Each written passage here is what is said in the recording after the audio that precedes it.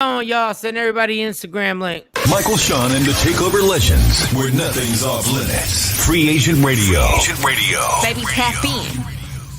Tap in. Tap in. Good morning. It is a Thursday morning. Oh, man. All right, Michael Shawn and the TakeOver Legends. You know what it is. You want to listen, Free Agent Radio. You download that app. It's absolutely free. If you want to see it, it's behind me on the TV. Media Room 360. Go to that flat screen. Roku TV, Apple TV, any TV. Twitch. All of them. Don't be fronting on Twitch. YouTube, Facebook, Media Room 360. And you get to see the whole thing. Shout out to everybody in my live right now. All right. Let's get with the good mornings. Good morning, DJ Cam. You good? Yep. Excellent. All right. Jay Black, you good? I'm excelente with no latte. Excelente with no latte. Shawnee Scott, you good? I'm good. All right. I see she is officially moved into the new area, and she sounds good. She's made everything happen. Okay. All right, Oh, Shawnee. she got us on TV behind her. Look at y'all. You looking like Mike. For those who watching, I just need y'all to come over and help me put all the furniture together. I'm not good with that. Put the furniture together party. they call it crackhead or something. It's too much. Got that IKEA furniture. Got to put that stuff together. No, IKEA and Walmart. And that is absolutely why. You're supposed to get the floor model. Let me tell you something. Already built. No matter what you get from IKEA, it's gonna take a good hour to 2 hours to put you gotta lay them out on the floor, and you gotta be organized with it. You gotta lay everything out. You gotta look at the paperwork, and I'm like, nope, not gonna do that. Nope, ain't gonna Yeah. be able to My do best it. friend I had no pieces left over either.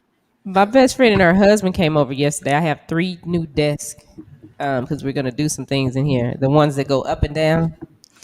And so he came and he put the desk together. It took him 2 hours to put the desk together. Me and her went and did a whole bunch of stuff and came back. Yep. And he was like, I'll come back tomorrow and do the other ones. It's like, I sure do appreciate it.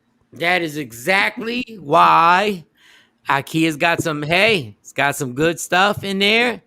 Great prices. We love you.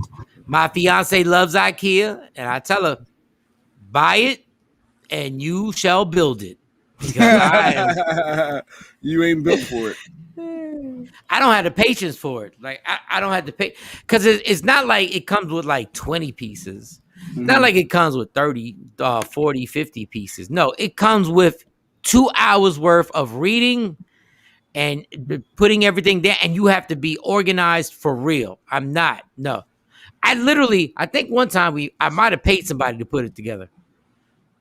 And I love how it looks because I've gotten a lot of IKEA pieces. Do not get into an argument with your significant other and think you're going to open a drawer and slam the drawer and think it's going to be the same. Falls apart on you. What? Don't be aggressive with any IKEA. I like it. I'm telling you, my fiance is a fiend over it. And God bless her because she literally has the patience to sit there and she'll take 2 hours, 3 hours. I'm like, nope. Rather, nope, can't do it. All right, so Jay Black, give us a rundown of things we could talk about today on Michael Shawn and the TakeOver Legends. It's a ton of stuff we saw in the news. From Michelle Williams talking about her depression that she's been experiencing while being a member of Destiny Child. We got light-skinned chicks out here having better advantages over them dark-skinned chicks. So a little stop right there. No, stop right there. Stop right there. I'm gonna put you on my Instagram live. Freeze. I really want to talk about Michelle Williams. A little earlier. But since it's early in the game, let's get into what that topic is that you just said. Please, because I heard you talking about it. I was like, what the hell are we about to do? What are we about to get into? No, I think Shawnee got a little bit more insight. I think she had a clip of someone, about some colorism and light-skinned women having better advantages in life. Shawnee, what was that about? So there was a lady on Donahue that was the dark skin. Well, I guess it depends on because she could be yellow or she could because she was in the middle. She liked caramel, but her whole premise was that light skinned women have a better advantage than dark skinned women. And a white lady helped her write the book. Light skinned women have a better advantage over dark skinned women. Mm-hmm. Now, I didn't know how big a deal. Like, I'm Puerto Rican, and my entire life I've been in relationships with African American women. I didn't know what a big deal this was, so I got involved at like 15 years old. I didn't know it was this. Hey, Kathy, good morning. Right back at you. What up, I Don? didn't know this was that big a deal. And then the older I got, I realized this is such a serious issue. And I'm like, okay, all right. So I'm going to let y'all talk about this. Well, you want to see the clip? Yes, please. Play the clip, and then I'm going to let y'all expound on it. Black men are attracted to light-skinned black women with long hair. Do you believe that, Kathy Russell? You are co-author of The Color Complex. Do you believe that? Overall, yes, I believe that. And is it your view that this is because of a white world that respects lightness? Absolutely. Absolutely. So that the black man then internalizes this and sees lightness as better, sexier? Right. Is it akin to a white man being attracted to a blue-eyed blonde woman? These are the women in the white world we think of as sexy and beautiful, etc. Right. And the comparison in the black world to the blonde-haired, blue-eyed woman is the light-skinned African-American woman. So it's... Yeah. Now, I just want to say this. This is from 1994. Phil Donahue, most of y'all watching, listening, don't even know who the hell Phil Donahue is. Phil Donahue was the TV host that actually created what Oprah did. There was no host that ever went out into the audience and actually asked questions. He was the first one. First one. He started this whole thing that we think is regular now. And I think it's ironic that this happened in 1994. And then I hear Shawnee and Jay Black, before Cam came on, Shawnee and Jay Black actually talking about, like, in 2021, there's still the same problem. Or you feel that black men, and I'm going to fall back, I'm just putting this question out there, black men are still more attracted to light-skinned women. Whoever wants to go first, feel free. Shawnee. I mean, Shawnee's a dark-skinned woman, so I'm sure. I don't know. Oh, real quick, before we do that too, I didn't understand what the rating of light skin and dark skin, because I don't have it right. I didn't have it right. I'm like, well, you might want to clear that up first before you even get into the discussion. So who would be considered light-skinned? Who would be considered dark-skinned? If Jay Black and Cam are not the same skin tone, complexion. No, we not. Nah. So who's the light skinned one in this session, Shawnee? Between Cam and Jay Black? Neither one of them are Neither light. one of them. He wouldn't be light. Oh, so y'all both the same? No, he They brown. brown. And I'm dark. I'm a dope ass brown. Yeah. Instead of dope ass brown. Yeah. He brown. Sexy brown, to be honest. I mean, I'm sorry. Sexy It's brown. still early in the morning. But, you want to talk about it? Let's talk about it. Right? Transparency, right? Come on, let's talk about it. Let's expound. What is Holly Berry? What is Holly Berry? She's light skinned. She's light. She's high yellow. Well, But she's then I high, hear- she's not high yellow. She high Then yellow. I hear people say the opposite. Like I can't judge anymore. Okay, so Shawnee, is life easier for a light skinned chick? I would have to say, I don't know. I love my life before I get into all of this and people start saying you got low self-esteem. Now, I am the bomb.com and there's no one better. So, Let's get that out the way. yeah, let's get that out the way. But there have been situations where the more fair-skinned woman we can't really say with long hair because my hair is long and it was longer before, I had to deal with cancer. So I had long hair. But I've seen people get promotions and jobs and treated differently than me. And that was the only thing that I could, put it to. Because it's like if we put it to talent, Right. I beat this person, but I'm not light skinned. I'm not. I don't go along with everything. So that that's a Or you just angry? problem. You're angry because you were darker growing up, and the light skinned girls got all the boys, and you were mad, huh? That was your childhood. I get mine. I ain't But worried about that. Um, yeah, but we do get perceived as the angry black woman because you're dark skinned and you can speak up. But there's some dark skinned women that just they kind of go with the flow. That's the best way I can say it. would you feel some type of way if a guy only dated light skinned girls? I mean, that's his preference. So you wouldn't feel anyway, either way. If they date white women, hey, that's your preference. You're not the one for me. Right. Dating, it really doesn't bother me there. Where it's irritated me the most is in the workplace. So dating, because I like what I like, and if you don't fit that, then that's your problem. Not mine.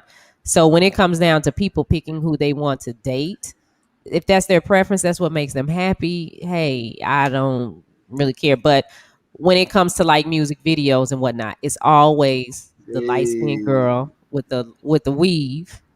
Because let's be clear, all light skinned girls don't have long hair. look at you hating. But go All ahead. light Wow. skinned girls don't have Wow. good skin. Wow. I don't know. I'm just saying. I just say Well, what I. and this is why I brought up the topic yesterday on the Maxim 100 cover is Tiana Taylor. And that's why we celebrated her yesterday because, we said her people, I think she's amazing, but Jay Black was hating crazy. I think she's amazing. I think her body's amazing, but Jay Black was hating crazy. Wrong. He was being a system. He was Being a being the hater. system. Wrong. He was being the same system, Wrong. and that's why I applauded her because I realized I don't know the ins and outs of this subject. That's why I'm being quiet and I'm listening because when it comes to African American people, black people, y'all got a whole different scale. Like it's a serious conversation that goes on because Yeah. like that's why it's about Cam, but Cam is really not on the verge. I see other people that I've said they'd be like, he's dark, he's light skinned. I'm like, well, wait a second, he's only like a half a shade lighter than Cam. But he had it easier in life. He got that job when that dark skinned person didn't. Light skinned people, I swear, I believe it that they did have it easier. They get a job. I feel like I see it. I felt like I seen it. But All right, honestly, I do. But y'all are hard. Y'all are hard on anybody light skinned. Who? Y'all, Jay y'all, not? I'm no, not hard Jay on. not? no, Jay may not be hard on who he chooses to be with and all that good stuff. But the perception is she has to be a bad bee once she's light skinned. And that's a whole nother I need a light skin. I just need somebody, a female light skin. Because I've heard this story. I've heard how they've been teased when they were in school. I've heard this firsthand. my wife goes how through they that. were teased in school and how you light bright, you this and that. I want to and cut your everything face. and I I want want to cut your. Listen, I had to tell my daughters, especially my oldest, when she went to high school, you're gonna have problems because you got long hair and you light skin and you pretty. I had to tell her you're gonna, and guess what? She gonna have problems. She had to punch somebody in the face. That's what's crazy about this.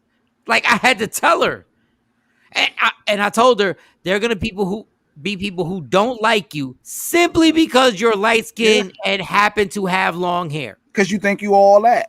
I mean, that's always the perception. You think you all that because you light skin and you got long hair. And in reality, I just happen to have a Puerto Rican dad. Well, I mean, There's nothing to do with her thinking she's all that. She just happened to have her mom is brown skin. I happen to be a Puerto Rican light skin, and that's all it was. But when she went to school, the first thing was, you really think you that B? So there is pressure on both sides. And it is so crazy. And I ain't, chocolate. and the name calling is, I mean, because we're called porch monkeys. right. Damn. Anybody ever called me that? But Jesus. Punch me. Yeah, porch monkeys. Well, Shawnee down south was a different beast. yeah. Jay Black, you would just they said other things. It's like Michael Black, they said other things. Hey, yeah, it's different. Action has a comment. He said, when I went to Africa, they called me white boy. Oh yeah, I've been in the hood. I've been called white boy real quick. But when you went to Africa, they called you white boy. I'm light skinned. Dog, this skin color thing, I'm gonna say something that's gonna piss everybody off, real quick.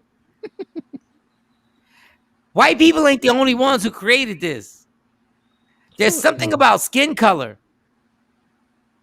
I don't know what it is, but there's something about skin color that brings the worst like the worst out of people. Kathy said, I was teased in elementary school because of my darkness and my last name. They reversed it to get a good laugh. Black Kathy. Oh, I'm sorry. And Jay laughed. No, because kids are mean, but that was funny. You an adult, Nuke. You an adult. Like a black Kathy comment. No, I'm sorry. That might have really scarred her as a childhood. I'm sorry, Kathy. No, because you the ass that sat there and laughed in high school. Yeah, he the You one that laughed at- being cool, like, Yeah. there go Black Kathy. There go And that's Black what somebody said. Kathy. Look at, and somebody reversed it on you. Like, how we laughing? Black Jay. I embrace my name. Michael Shawn was one of the ones that gave me my name Jay Black because of the blackness, and Jamal Jay Black. So I embraced it. Dark is what it is what it is. I mean, I ain't changing nothing. But yeah, but Mike, you're right. It's something within our community that we look at the light skin is less threatening, more attractive. I've heard women say about their kids that they wish that they had, because my daughters are light skinned because their father is Right. light skinned. He's not all black. And they say, oh, I wish my baby, had skin and hair like that. And I'm like, girl, what is wrong with you? And the weird part is my daughters will say, especially the younger one, she's like, well, when are we going to turn your color? We want to be your color. We don't want to be daddy's color. Oh, And I don't really know what to, say to that. I'm like, nah, you good like you are. No, that is the most I'm telling you, the color of your skin changes everything. Kathy, yeah, I know this is directed to Jay Black. She said, my point exactly. It was painful when I was young. Well, Jay Black, thank you. Early in the morning. No, she ain't hurt now.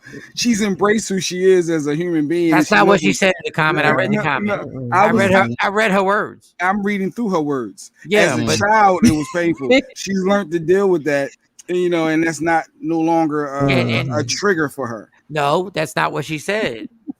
That's not what she said. And she said she wanted to move on because she she did not. No. My point exactly. It was painful when I was young. Period. Black Kathy. Yeah. And yes, you're right. Actually, Spike Lee did make School Days, which was so intense. But my thing is like, God, we're still doing that. Yeah, still. Yeah. We're still literally. I think that's Charlamagne the God. Is that Charlamagne that's on here? What up, Charlamagne? Thank you so much for being on IG Live. And once again, and shout to Charlamagne the God. If you ever want to come on, holla at me. Just we'll send you the link. But my thing is, like I said, that's why I fall back on this topic of skin color because it's so intense. And I've seen light-skinned girls in tears. I've seen dark-skinned girls in tears. And I'm like, I just fall back because I don't get it. Now, I do get the hair texture because Puerto Ricans are very racist with skin color too. It just happened to be I grew up in a family where my mom and dad, the one thing they did well was we did not care. But hair texture and skin, because both my grandfathers were the same complexion as Cam. One grandfather was Cam's complexion. Yeah, they were both Cam's complexion. And in Puerto Rico, they wouldn't let them in certain places. In Puerto Rico. We're not talking about in America. We're talking about in Puerto Rico. They weren't allowed in certain places on the island because of how dark they were. Yeah, it's real. I mean, it's real. That's what we do. I mean, when you said with Charlamagne jumping in, it's always been rumored that he bleached his skin and he got backlash, for that. Like, as black folks, the ones that I don't know if he did or didn't, but for the ones that that's always been rumored. But that's the crazy thing. He just had an amazing dermatologist. Well, I mean, but if he focused on lightening his skin, shouldn't that be a problem? It wasn't lightening his skin. It was getting his skin healthy. Yeah. That's what he did. He was getting his skin, and he had an amazing dermatologist. But is it a coincidence that it's making him lighter, and that's the perception my that God. we always want to be lighter in life? I don't know. It's called helping your skin be healthy. But that's the obsession. Like the obsession. Like I do know this. No disrespect, by the way, Charlamagne, if you're still on the live. But go ahead.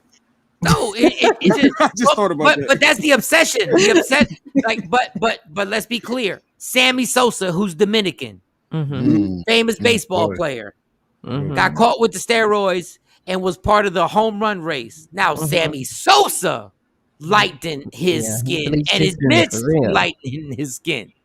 Going to a dermatologist to get your skin healthy. And I don't want to get in whatever what was going on, like dark spots. I got spots that I had to go to the dermatologist for. But Sammy Sosa lightened his skin. Like He did Sammy the whole, Sosa. it wasn't just focusing on the spot. You saying that the whole face. No, he looks like one of the and listen, it's gonna sound like You I'm must trying not to. seen. Have you seen the current picture of him? Sammy Sosa. Like in the last 10 years. Sammy Sosa went from Cam's complexion to literally going to looking like one of the white chicks, and I'm not being funny, in the movie White Chicks. Oh, the white chicks. No, his lips now look super pink. My God, don't even look right. I got one. It's hard to look at. It's hard. It's like, damn. Did you see Afro Queen's comment? Afro Queen's comment. I consider myself rather lucky. I never really had to deal with it, but my sister always has. We're both like, look. So they deal with the light skin favorites. They know they get advantages too. I just want them to be honest. When you're light skin, just admit that you do have things that come to you a little easier, and that's the honesty that I was looking for someone. Can we stop real quick? If that was, I think that was Charlamagne the God on Instagram Live. I would like to thank Jay Black for immediately saying he bleached his skin. God damn, Jay Black. No, like you're an ass.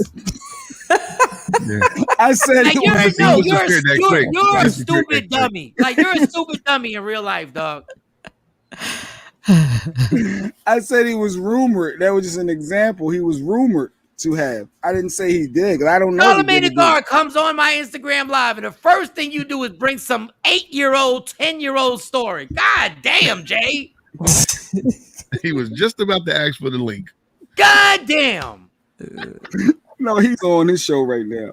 But he popped in just to see what Mike is up to. And the first thing you do.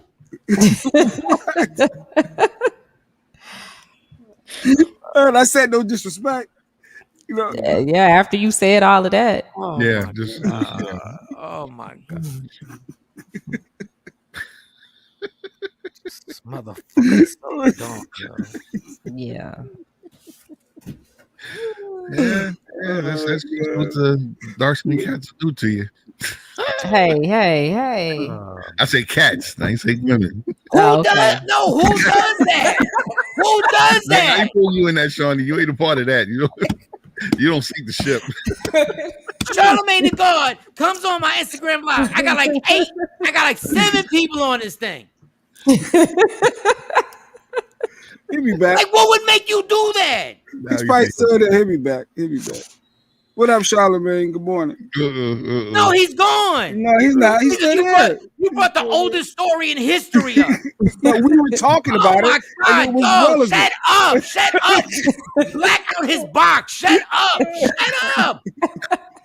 Good morning, Don. Exactly. We're still doing this in 2021. Yeah. No, we still screwing everything up in 2021. That's what we doing. We're screwing everything up in 2021 because one of the most influential people on radio gets on my live, and here he goes. Well, allegedly, rumor has it that you lightened your skin.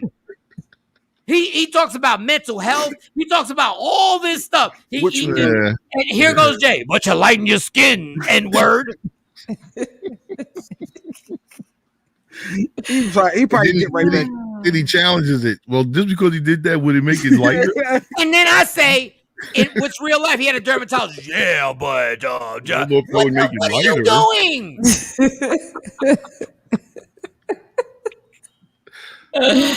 Oh my goodness. Kathy, I can't even read your comment right now. I can't even read your comment. I'll read it. I had a long. No, you don't read nothing. You shouldn't read nothing. Okay. The man that comes on that literally could make a decision They can be like, yo, I really like what they doing. I really like what they doing. This mother decides. That's like if Beyonce comes, right? Like if Beyonce pops up on a live, he goes, what about Debbie with the good hair? Shut up! Good morning, Charlamagne. Good morning. No disrespect. He's gone. Oh, man. That's old news. He was in and out. Once he heard your nonsense, he was like, oh, goodbye. Don't do that again. No. It wasn't like that. It wasn't like that. It was exactly like that. It wasn't like that. You want to call him? We were talking about light skin and dark skin, and and that was literally relevant in that moment. Jeez. Denzel was on my live, but I heard he's Action. I think Action's a comedian sometimes. No, Action is exactly right. Charlamagne, the mother of God, comes on my live, and the first thing Jay says is he's lightening his skin. Nah, hey, what's up? Yeah, he lightened his skin too. Oh my God. I say it was rumored. It was rumored. Stop being that person, dog.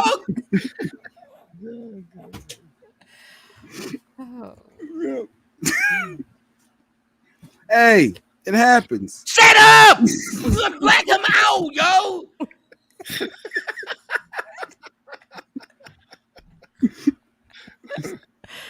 Drink some water. Who brought up the Jigaboo wannabe context anyway? Who brought this up? Who talk about light skin, dark skin, advantages in life? Who brought this up anyway? Jesus. I don't believe House you. No, just stop. I don't believe you, Jay. Like, I honestly don't. Sometimes you can't be an ass all the time, dog. I don't think I was being asked. I thought I was respectful within the dialogue. It's a lie. He was not lightening his skin. It was a lie. And if let's just say it was true, why would you bring that up when he comes on the thing? Because that's what. That's what? He don't need us. It popped in my head. That's why I was like, oh. Oh my God. Oh my God. What do you mean? We got to make Jay text everything he wants to say. How about this? I believe Obama didn't do enough black people, right? I believe that. And if Obama popped up in my live, do you think I would say that? Doubt it. Yeah. I think you would. I think you. No, I wouldn't. I wouldn't. I swear I wouldn't. Because you speak your mind, and that's one thing. There's not a time to speak my mind when there's 8 people on my live, and one of the biggest people in radio comes on. God, I don't believe you, yo. Yo, you get mad at certain people in our life. Oh, you be doing the same thing. Oh my God. Ashley, don't fall for it, Ashley. I see the comment, Ashley. Good morning, everybody on the live, though. Good morning to the people that's still on the live. Who cares? There's 8 people. If Charlamagne the God was about to be on, I would have like, yo, Charlamagne, can we ask you some questions like we normally do? No, Jay Black wants to be controversial with 8 mother on the damn live. I wasn't controversial. But, oh, you lighten your skin, allegedly. No. It's not how it went. That's exactly how it went. Jay puts a lot of power on that allegedly. He thinks that smooths everything out. Dope. No.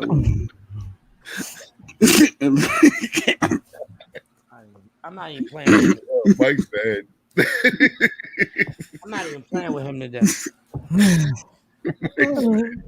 What do you mean? What are we talking about? Mike's very upset, bro.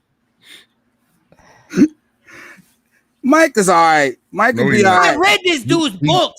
Like I read this dude's book. I'm trying to find a book that I got Charlamagne's book right here. And the first thing out your mouth is he lightened his skin. Nice, you supported his book, and I'm sure he's going to know that. He knows that. He's gone. Rodney Perry pops on. Jay Black's like, Rodney, and that's our people. Love Rodney. Roddy, you want to get on? Hey, what's going on? I'll say, Charlamagne the God's. I think Charlamagne the God's on here. Bam. It's not like, can we send you the link? Is there any way we could talk to you? No. Didn't he lighten his skin? Oh, thanks, Shani. That's what we're gonna do. I didn't say that. I did not say that. But What I said was he doing that to try to get his skin light? Allegedly, like Mel said. There you go. There you Yo, go. Leave it on there, Did he allegedly. Somebody want to be said- light skinned? Jay You now want to stop look like said, him? turn my mic up. He said allegedly he lightened his skin. I said it was What? rumored. I said it was rumored, and it was in context of the dialogue. You have the dialogue. You open it up. Back. Oh my god, dog. Let's take a break. Yeah. Oh, we going to break? It's kind of early to go to break. You know what? It's kind of early to actually go at somebody who's got 12 trillion followers on IG Live. Yeah. Let That me get him back on the show real quick. Let me make these. Oh, he was never on the show, Jay. No, he was never on the show. We didn't allow that to happen. he Well, you literally- didn't allow that to happen. Charlamagne the God probably popped on my IG Live by mistake. And like like I've done left. He many could a have time. left. He could have might have left right back out. No, probably not by mistake. Don't y'all know him? No. I know Charlamagne. I mean, I don't know him like that. I don't want to say I know, but Charlamagne's been very cordial. We've interviewed him when I was on the other radio show. So he probably just like he tapped in. He was like, "Oh, ain't this cute?" He was like, "Oh, Knock him out for everybody. Yeah." He was like, "Let me see what they doing. Let me see, Michael Shawn, I know, he knows the situation that happened at K104. He knows. Let me pop in and see what he's doing." And then we're talking about this light skin and this situation. And Jay be like, "Oh, I'm Charlamagne the God's on." And then he goes, "Well, allegedly Charlamagne the God lighting his skin." I did not. It wasn't. You make things sound different than what they really were. Shawnee, what did he say, Shawnee? Was it respectful? We got tape. Like, Was it Cam? No, it wasn't respectful. It wasn't respectful because I told you. Allegedly cleans up a lot of things that you say, and it does not. I said he had a great dermatologist, and I cleaned your F up. I cleaned it up, and then you doubled down on it. Yeah, You kept going. you fought Mike on it. As Like, you do it would have been good if you would have said, "Well, hey, Charlamagne, can we send you the link? We'd like to hear what you have to say about this." That was the angle. I like Mike's approach. Wait a It second. should have What never came up. It should have Hold never on. came up. Hold on. All right, I'm not talking anymore. I'm not talking No, anymore. No, We need to take a break. I think I'm gonna go smoke a black and mild. Excuse me. I think Excuse I me need for to smoke. everybody listening. Excuse me for everybody listening. Excuse me because we try and not use profanity like that. Oh God. Sponsors don't leave. We said, you said, well, allegedly. Now, mind you, Charlamagne the God comes on the live. And I say, I think that's Charlamagne the God. So we continue with the conversation about light skin, whatever. You jump into allegedly he lightened his skin, and I go, why would you? And then I go, no, he had a great dermatologist that cleared everything up. Mm-hmm. And then you double down. I did. Yes. Nigga, man, whatever. Like, get the fuck out of here, Jay. Like, for real, dog. Like, for real. Like, get the fuck out of here, yo. No, shut the fuck up. Like, you really be on some bullshit. You be on some bullshit, Jay. All right, Like, we you don't like, need come all the on, listeners man. on free agent over Like, there. come on. Wait. Like, come on, Jay. Like, we Like, really gonna play those games? Just really gang up on Jay today. All right. Gang up on Jay. I tried to clean it up. Dr. Kanisha said is the medication. I like that one. I like that. Oh, Lord. You like that? You know what? I mean, an influence a little bit. We were talking about depression earlier. Thanks, Mike. Thanks for just, yeah. Jay, you know what it is? You're stubborn as hell, and you don't want to say my bad. You can't never say my bad. Oh, okay. Dog, you doubled down on it when I cleaned it up. This is basic radio 101. I said, Jay, he had a great dermatologist that cleaned it up. And he and black people are all upset because it cleaned it up. Then you went back in, and guess where he went? He was like, I'm out of here. Yeah. How do we know he stayed long? How do we really know? How do we know? We don't. It happened that quick. No sooner Mike seen his name pop up. No, it was a delay. The next thing that got said was what you had said. No, so he it was heard it. No, it was a long delay. It was in context of the dialogue. There wasn't no long delay. No one talked in between. Let him talk. Mike Let him. Okay. Let him talk his denial stuff. Let him talk. Let him just go ahead. Yeah. Everybody saw it. Everybody saw it. And promise you, Shawnee will bring the video back up. And I'm like, but why? I just don't understand why. All right, Shawnee's the voice of Shawnee. Was it disrespectful, Shawnee, in your opinion? It was, yeah. All right, so I apologize. It's my bad. If Shawnee's saying it was disrespectful, and I thought it wasn't. Jesus Christ, my God. How about you tell that to Mike? Don't tell me that. Don't tell me. Don't tell me that. Don't tell me that. I mean, it's not like we trying to build the show. And if we get somebody on, Jay Black's the first one to be like, let's get him on. Let's get him on. Why would we go at him? I didn't feel like I went at him. I didn't feel like I didn't feel like I guess we are going to take a black mind break. For those listening on Free Agent Radio, Mike has just left his cubicle. Yeah, he left the cubicle. His workstation. I didn't feel I was disrespectful. It was disrespectful. I don't think you were trying to be malicious, but okay, there we go. But, so the intent, but it was disrespectful. It was like, okay, we could have allegedly. But what you're saying is the intent, Shine. You didn't feel that there was no intent there, and that matters. Jay, the story is 10 years old. He's back. Do you imagine how mad you would be if you've accomplished all this stuff in your life? And then you go, and you check out somebody who you F with, and you're like, let me check what they doing. And they bring up a 10-year-old story. What do you want me to say to that? That you were disrespectful. I didn't feel it was disrespectful. I don't care what you felt. So my perception is my reality, right? Your perception has been screwed up for years. My perception is my reality, and I didn't feel it was disrespectful. And like Shawnee said, she didn't feel. Shawnee said you were disrespectful. I don't care about your intent. And if you're the producer of the show, if you're producing, you're like, we got to get him on the show. We got to get him on the show. F my opinion. We got to get him on the show. And this is all assumptions that he stuck around. I saw him on the live. That he stuck around. Jay. Once I said it, you said, once I said Charlemagne might be on here, you went directly to being Mr. Controversial Radio Personality. No, I disagree. But I don't care if you disagree, dog. It happened. I'm going to let you have this because now I know you're not. Let me tell you something.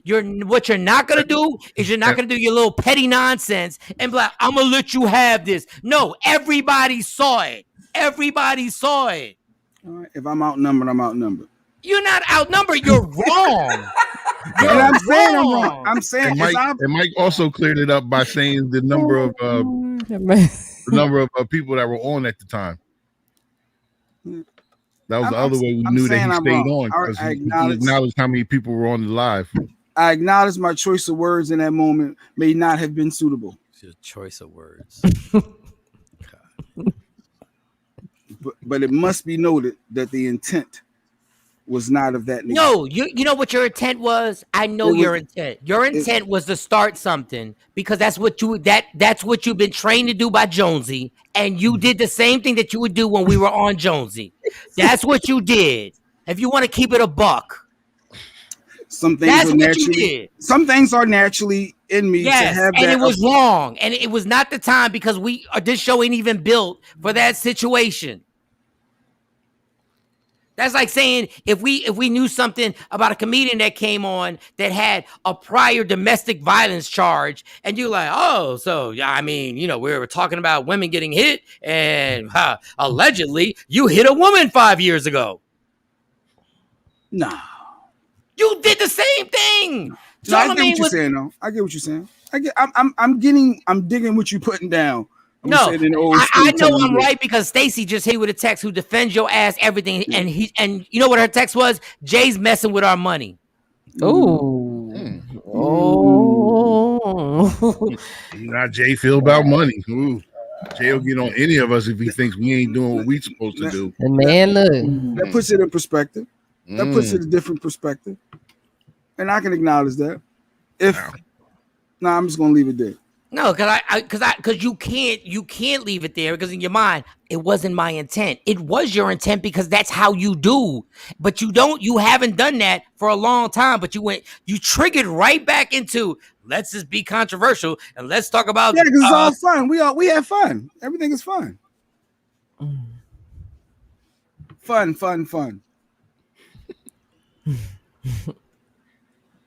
Everybody has to be aware of that, though. I don't think. I don't think Charlemagne was expecting that this morning. He wasn't at that meeting. I think he was like, let me just go in and see what they doing. And that's what it is. We're gonna get Charlemagne on the show. How about that? Are they talking this 10-year bullshit about me? Oh, that's why they small. No, we're not even gonna bring it up because he probably wasn't even in here for that. Yes, he was. Mike. But here's the thing. Mike said how many people were on the live. Like, yo, Mike covered his bases without even knowing. Real talk. He literally, I don't know if he really knew, but he did. I mean, yeah, because we can see the number. Yeah, you can see the number change. Shawn, I get it, Shawn. I get it. Immediately when I said Charlemagne, is in the room, Jay Black immediately. I don't know about immediate, but I get it. I was wrong. I get it. And if Stacy is saying that, I know it's real. Man, if we can play music, I'd do a mix right now. I swear to God. I know, right? I think a break would be necessary. Okay. Who does that? Like, we'll be back. No, we're not going nowhere. Who does that? I'm gonna go buy me some Newports or something because I need to smoke. I don't even know. Oh wow. Where's my Mel got jokes. Slapping girls. All right, Mel's. I thought we were all right, Mel's.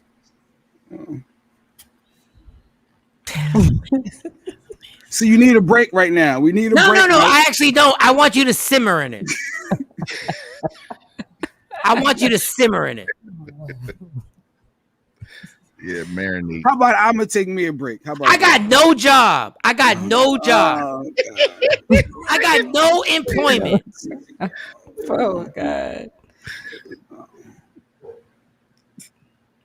I'll take it.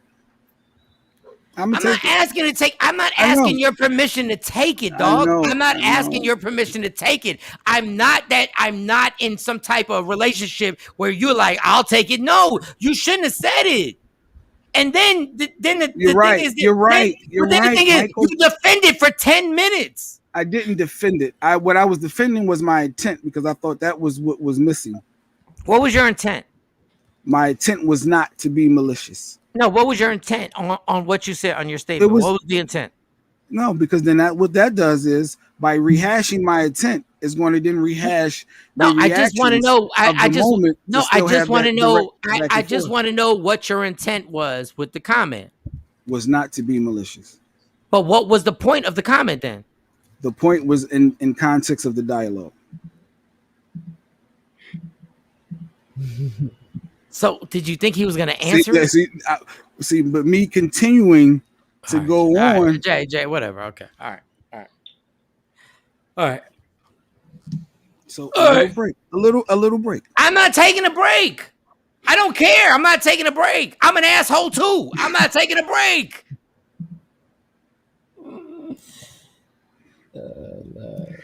That's the way to pull it up. So I guess in the same context of light skin. Well, no, I'm gonna see where you want to go first.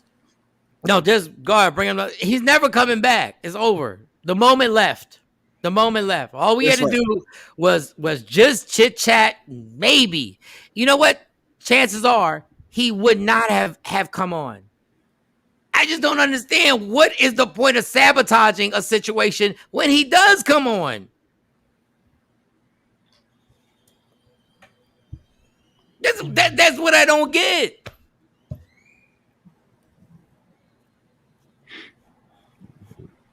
times. Okay, Cam want a promo out of that one. No, I was trying to see if I could timestamp the time that he came on, but there's nothing you can do when you come back. You know, you go back to the. Mike might be able to. I know I can't. I don't have control of this live. Jesus Christ! All right, 6:52. All right, we'll just have fun for the rest of the show. Is there a bit? It's not. Okay. Instagram Live, June 17th. We're at the Arlington Improv. So get them tickets, 817-635-5555 or improvtx.com/Arlington, 817-635-5555 or improvtx/Arlington. And you know what? Yeah, let me take the Black and Mild smoke break. We'll come back and we'll take it from the top. Charlemagne will never be back on this show ever again. Come down, selector. Charlemagne literally just went to DJ Envy in the Breakfast Club and said, yo, your mans in them is tripping. I just checked their thing out. It's horrible. No, you didn't. Oh, yes, he did. Trust me, they clowning us right now. No, you didn't. Promise. All right. Let me text Envy right now. Let's see. Matter of fact, let me see. Let's see what we can do. Why not? Yeah, you might need All right, to do that. I'll talk to y'all. We'll be back in 4 or 5 minutes. And everybody Instagram Live, I'll come back. Michael Shawn and the TakeOver Legends. Yeah, yo. Hey, yo. It's going to be a hot summer. Because we back at it, man.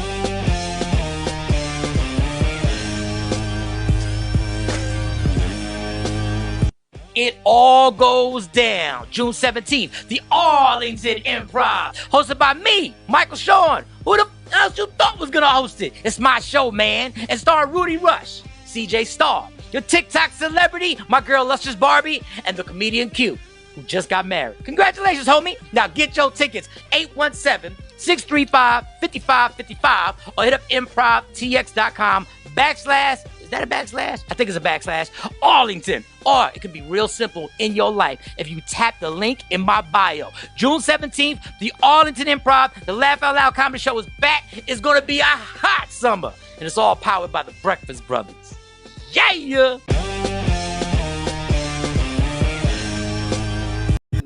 What up, y'all? It's Michael Shawn from Michael Shawn and the TakeOver Legends. And just in case you missed the show, check this out. Now, if you want to interrupt, if you want to just tap the mic and be like, yo, I got to say something about that. Like, just tap it. Just be like, Mike, slow down. Okay. Yeah. And just be like, slow down. Spank from the Plastic Cup Boys has to say something. And I'm like, okay. All right. So I'm at the gym. I'm working out, doing whatever I'm doing. I get on. Mike, this is Spank from the Plastic Cup Boys. You was really working out, or like? Let's be honest. Was you really work? I'm sorry. Finish your story. I'm sorry. Finish your story. I'm sorry. Right from the rip. Right. Wait, were you really working out? Or was I don't even know if I believe that. I just want the whole story to be true now. Comedians, we tell real life stories, but we exaggerate to make it funnier. So I just wanted to make sure. Were you walking by the gym? Were you walking by? Were you what about working out? So I said, I'm not listening to music. I'm going to scroll on Instagram for the last 20 minutes because I have a certain time, last 20 minutes. So I scroll, I go to Will Smith's page. Do you follow Will Smith's page? Yes. Okay. He's an entertaining page. Like that's an entertaining page. Mm-hmm. And it's something you inspire to. So Will Smith puts up this thing where he's jogging, but it's like overcast and it's dark and it's kind of rainy, right? Mm-hmm. And then he says, if you can, somebody caption this motivational situation. Somebody caption it. Like normally I don't do nothing like that, but I'm bored and I'm like, let me caption it. Mm-hmm. So I caption it and I put something on there. I said, sometimes the most important journeys you have to travel will be by yourself. Mm. Mm. All right, Spank, wait a second. Because I know you know Will, but wait a second, Will. Spank, I went back in Instagram like 10 minutes later and he liked my comment. Oh, wow. Spank, don't you degrade me, Spank. Don't you dare. Will Smith liked your comment. Spank, don't you do that. Don't you do that. Don't you do that, you bougie bastard. Don't you do that right now, Spank. I got to ask one question. All right, back to Spank, don't do that. I gotta ask one question. What's the question, Spank? Did you repost that he liked your comment on your personal page? Like, yeah, Will Smith. Like, I'm going to repost it today. It just happened. Oh, Why? I'm not supposed to repost it? no, Mike, you're somebody, so you don't have to do that. You're somebody. You don't have to do that. You're Are you established. serious, Spank? Yes, you're established. You don't have to do it. But Michael Shawn and the TakeOver Legends. Your escape from reality. Right here on Free Agent Radio. Free Agent Radio.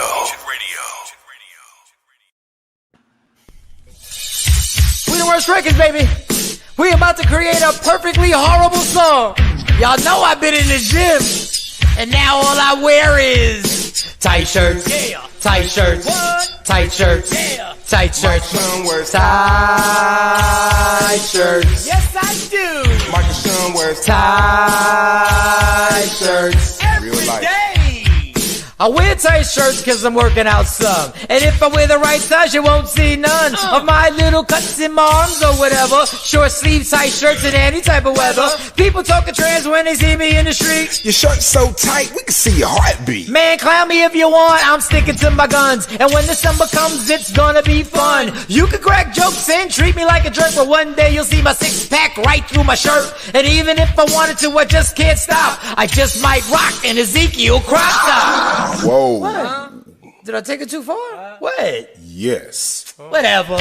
Tight shirts in the morning at work and when I grieve. I even wear tight pajama tops when I sleep. Tight shirts. Tight shirts. Tight shirts. Yeah. Tight shirts. Come on. Tight shirts. Come on. Tight shirts. Come on. Tight shirts. Every day. Mike Shawn wears tight shirts. To the gym or wherever.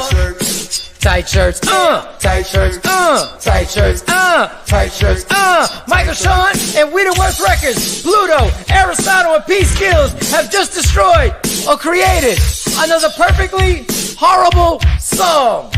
Yeah! Check out the next single, Grown Man Wearing Skinny Jeans.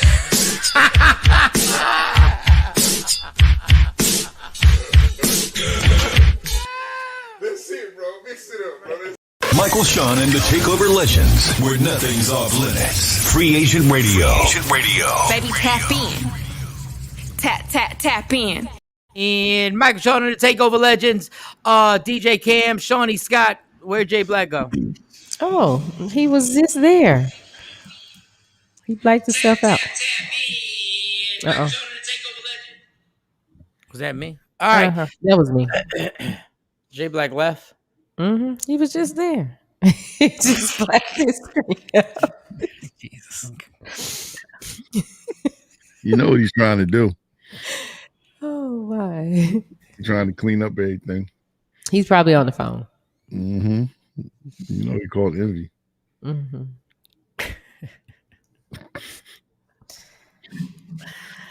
Let me get everybody on Instagram Live. Don't forget, it goes down.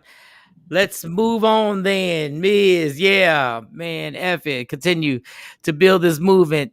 They be all right. Shout out to you, big homie. Thanks for listening. And let me get everybody. We got Cam on the IG Live. And let me get Shawnee on here.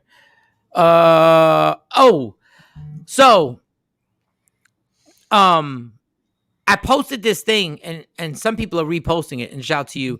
And damn, but it's on my phone. Let me see if I wrote this damn thing down. So I'm watching. Did I tell you I was watching America's Got Talent?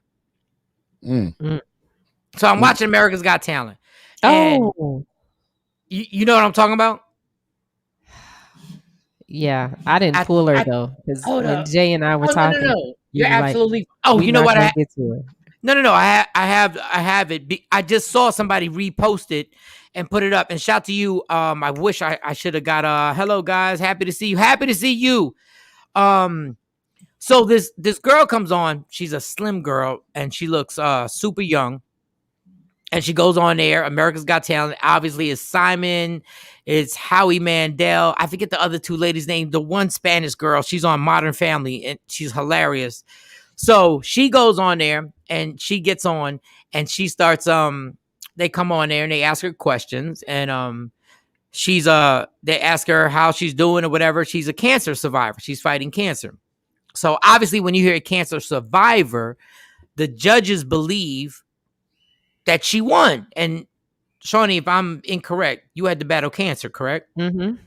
Okay, so when somebody says a cancer survivor, you think that they actually they're in remission. Is that the correct terminology? Yeah, but you're a survivor once you're diagnosed. Once you're Okay, diagnosed with it, they consider you a survivor. so this girl gets on there, and Howie Mandel, he says, "Are you okay?" And she's like, "Well, no, I'm not." Everybody pauses, and then she continues on, and they ask her more questions, and she says, "This is her quote," and you know I don't do show prep, and you know I'm not the type person like this was. I had to write this stuff down. I had to actually YouTube it.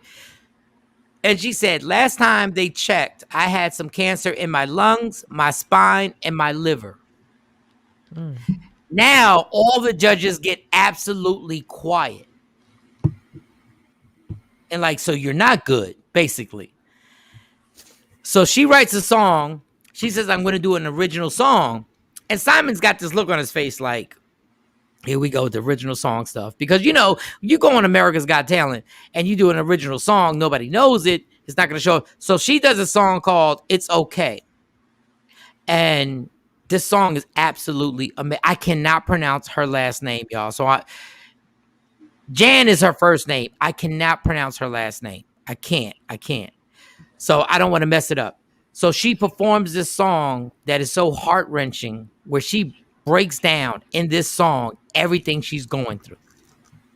So they go to the judges, and everybody is like, when she gets done singing the song, you know how normally the crowd jumps up immediately and it's a standing ovation? When she gets done, everything is silent. And the judges are like, wow.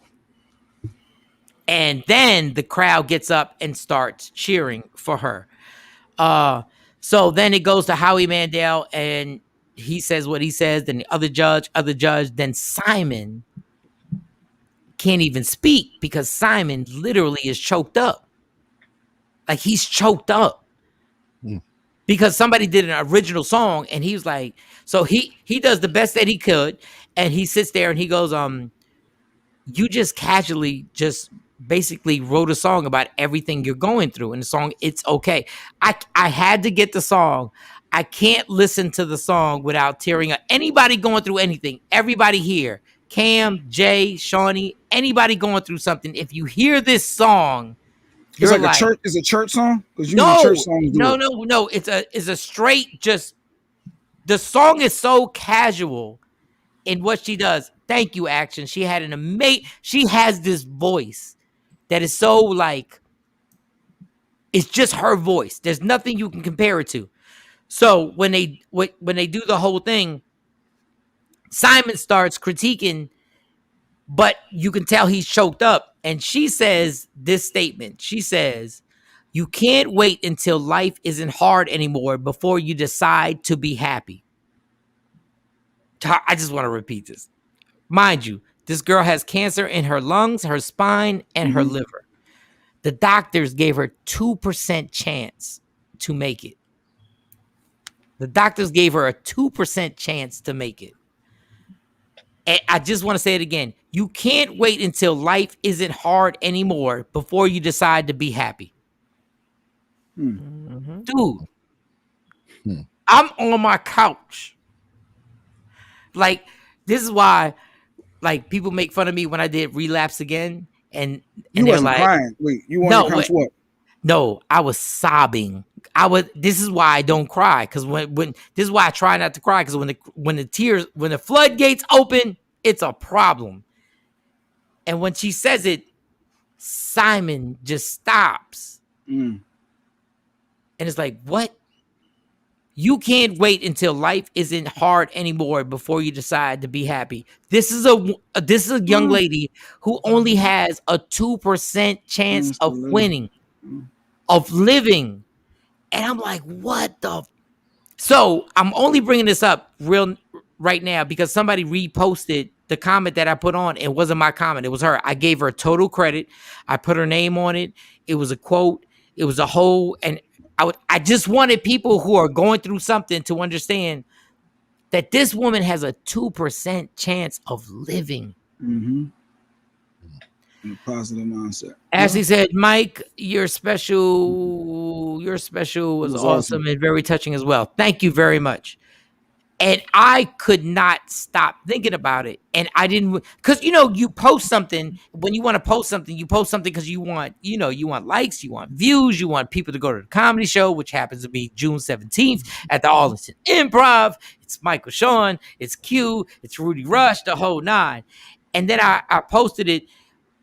Let me tell y'all something. If you haven't seen this, please just Google. Her name is Jane, and I'm going to spell it out. Her last name, Marczewski.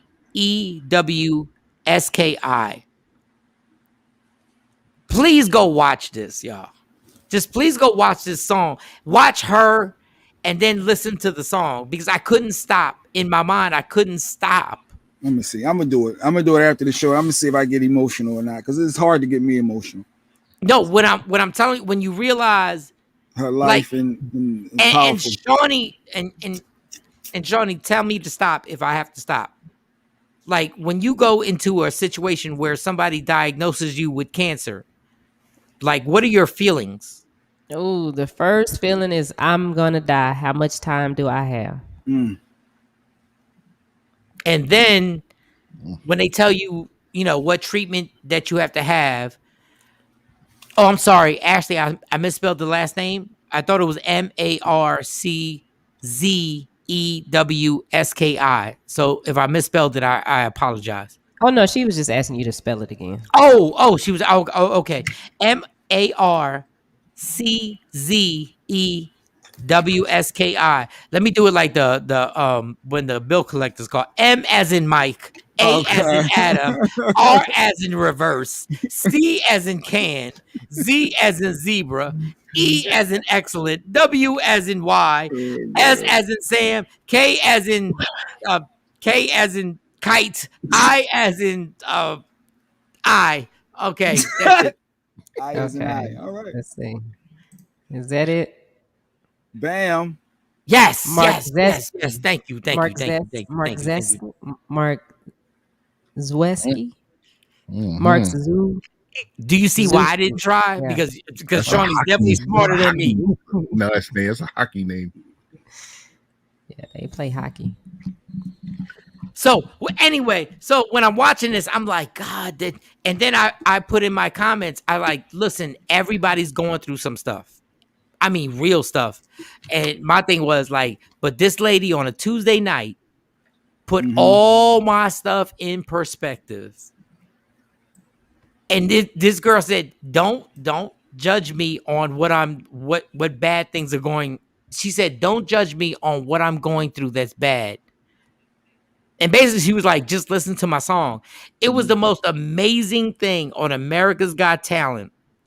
And there's so much stuff that's going through my mind. I'm trying to make sure I say this correctly, because I don't want to be all corny or whatever.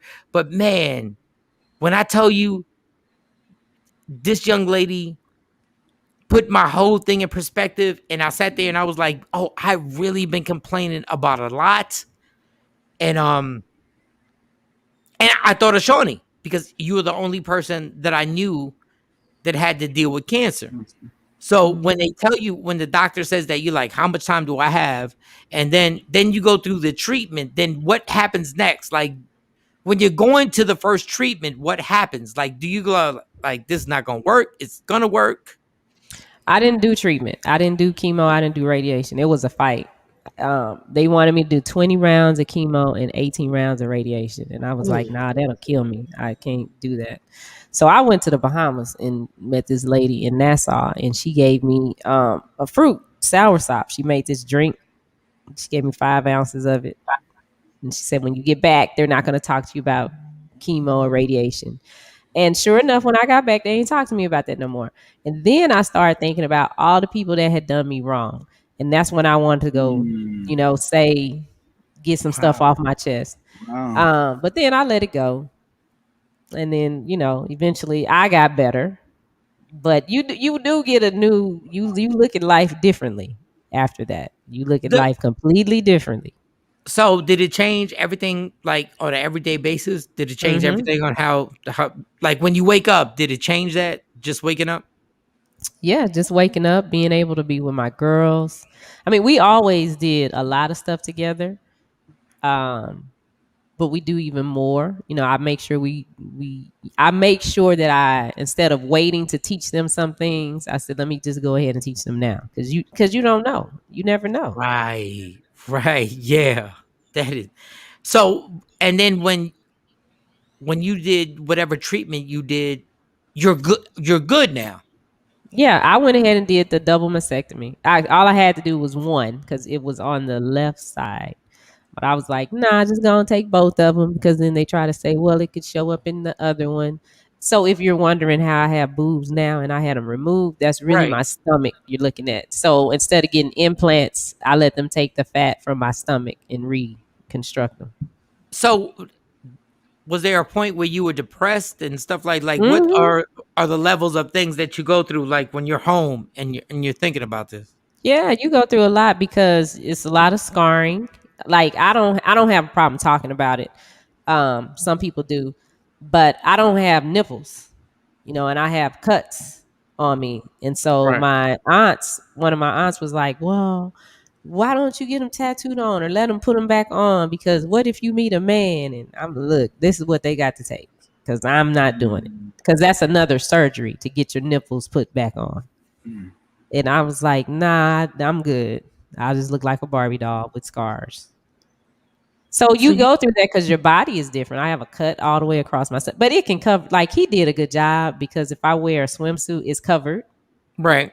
It's not a bunch of stuff, but it's not the same. You're not the same. So So now do you have to do a regular checkup that you go and just check to see if does the cancer like how do you decide like how do you find out if the cancer is coming back? Are you good for life or is it just like it could happen at any time? and when you go for so this is Shawnee talking. So before somebody go to their doctor and say that girl Shawnee said, this is Right. my opinion. This is what I found out from my research. So the intake at the hospital now is different. They have a plan for you once you come in with this, and if you complete this plan that they put out, the doctor gets a bonus. So I wasn't for it. Like all of the medicine that they right now, I'm in a battle with my doctors now because there's some things they want me to do that I won't do. And what they'll do is say, well, you could die. Well, yeah, I could go out here and get hit by a car. Is this going to save me if I get hit by the car? Because we going to Wow. all die. Right. So Mm. Right. I'm not Right. afraid to die, but you giving me all this extra stuff to stop me from having kids because they want to stop your reproductive system. Anybody, male or female, if you get cancer, the first thing they do is say, we got to stop your reproductive system. Is there a reason why? Do they explain why they want to stop?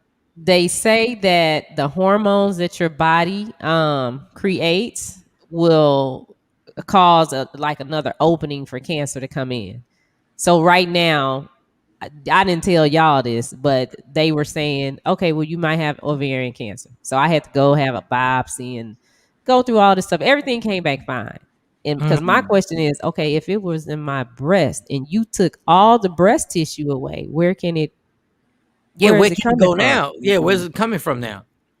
But they say, well, while you had it, it could have went somewhere else and it could be laying dormant. Okay, if we're a fifth, we'd all be drunk. So Speaking of but fifths, nah, I'm playing. I'm playing. you have to just I tell people you have to listen. You gotta do your research. You know your body. I know my body better than they do. So I don't let them put a whole bunch of stuff in me. At some point this year, me and the girls are gonna go back down to Nassau and I'm gonna go see that lady and get some more stuff. Right. The South. But they sell it here in the States now. At the time it was illegal here. But I'll do that and just keep doing what I've been doing. So my whole point of bringing this up, somebody said on my Instagram live, OMG, hold up, let me read this. Michael Shawn, that song was amazing. Her voice was beautiful. She said it's okay to be lost. Yeah, in the song, she said it's okay to be lost sometimes. And man, let me tell you something. I'm so glad I was alone in my apartment. She was like, and I hopefully we can possibly get the song for tomorrow, because I don't want you to have to look it up right now. But this young woman just changed everything when I was watching that on America's Got Talent. I was like, God, my goodness gracious. Yeah. And I could not believe it. So I didn't want to bring the total room down, but I posted it on at Mike Shawn Comedy, and people have reposted it. Once again, her comment, her quote, mind you, this is a young lady that the doctor said only has a 2% chance. She said, you can't wait until life isn't hard anymore before you decide to be happy. And sometimes people say things and you just go like, what am I waiting for? Mm-hmm. You go, what am I waiting? Like, what am I complaining about? And I wanted to put the caption in that it doesn't mean like somebody could be going through cancer or somebody could be going through depression. It does not change. Like, there's not levels. We can't compare. Whatever pain is, pain is. Whatever sadness is, sadness is. Your mom could have passed away. Your father could have shot her. You could have lost your wife because she was cheating with your best friend. You could have done whatever. It doesn't matter. There's not a competition on what being sad is and what going through something is. And when I saw that, I was just like, goodness. And the only reason I was watching America's Got Talent is because the NBA playoffs were not on ESPN, and Jay Black sent me a link where I could watch the NBA playoffs on TNT because I don't have TNT.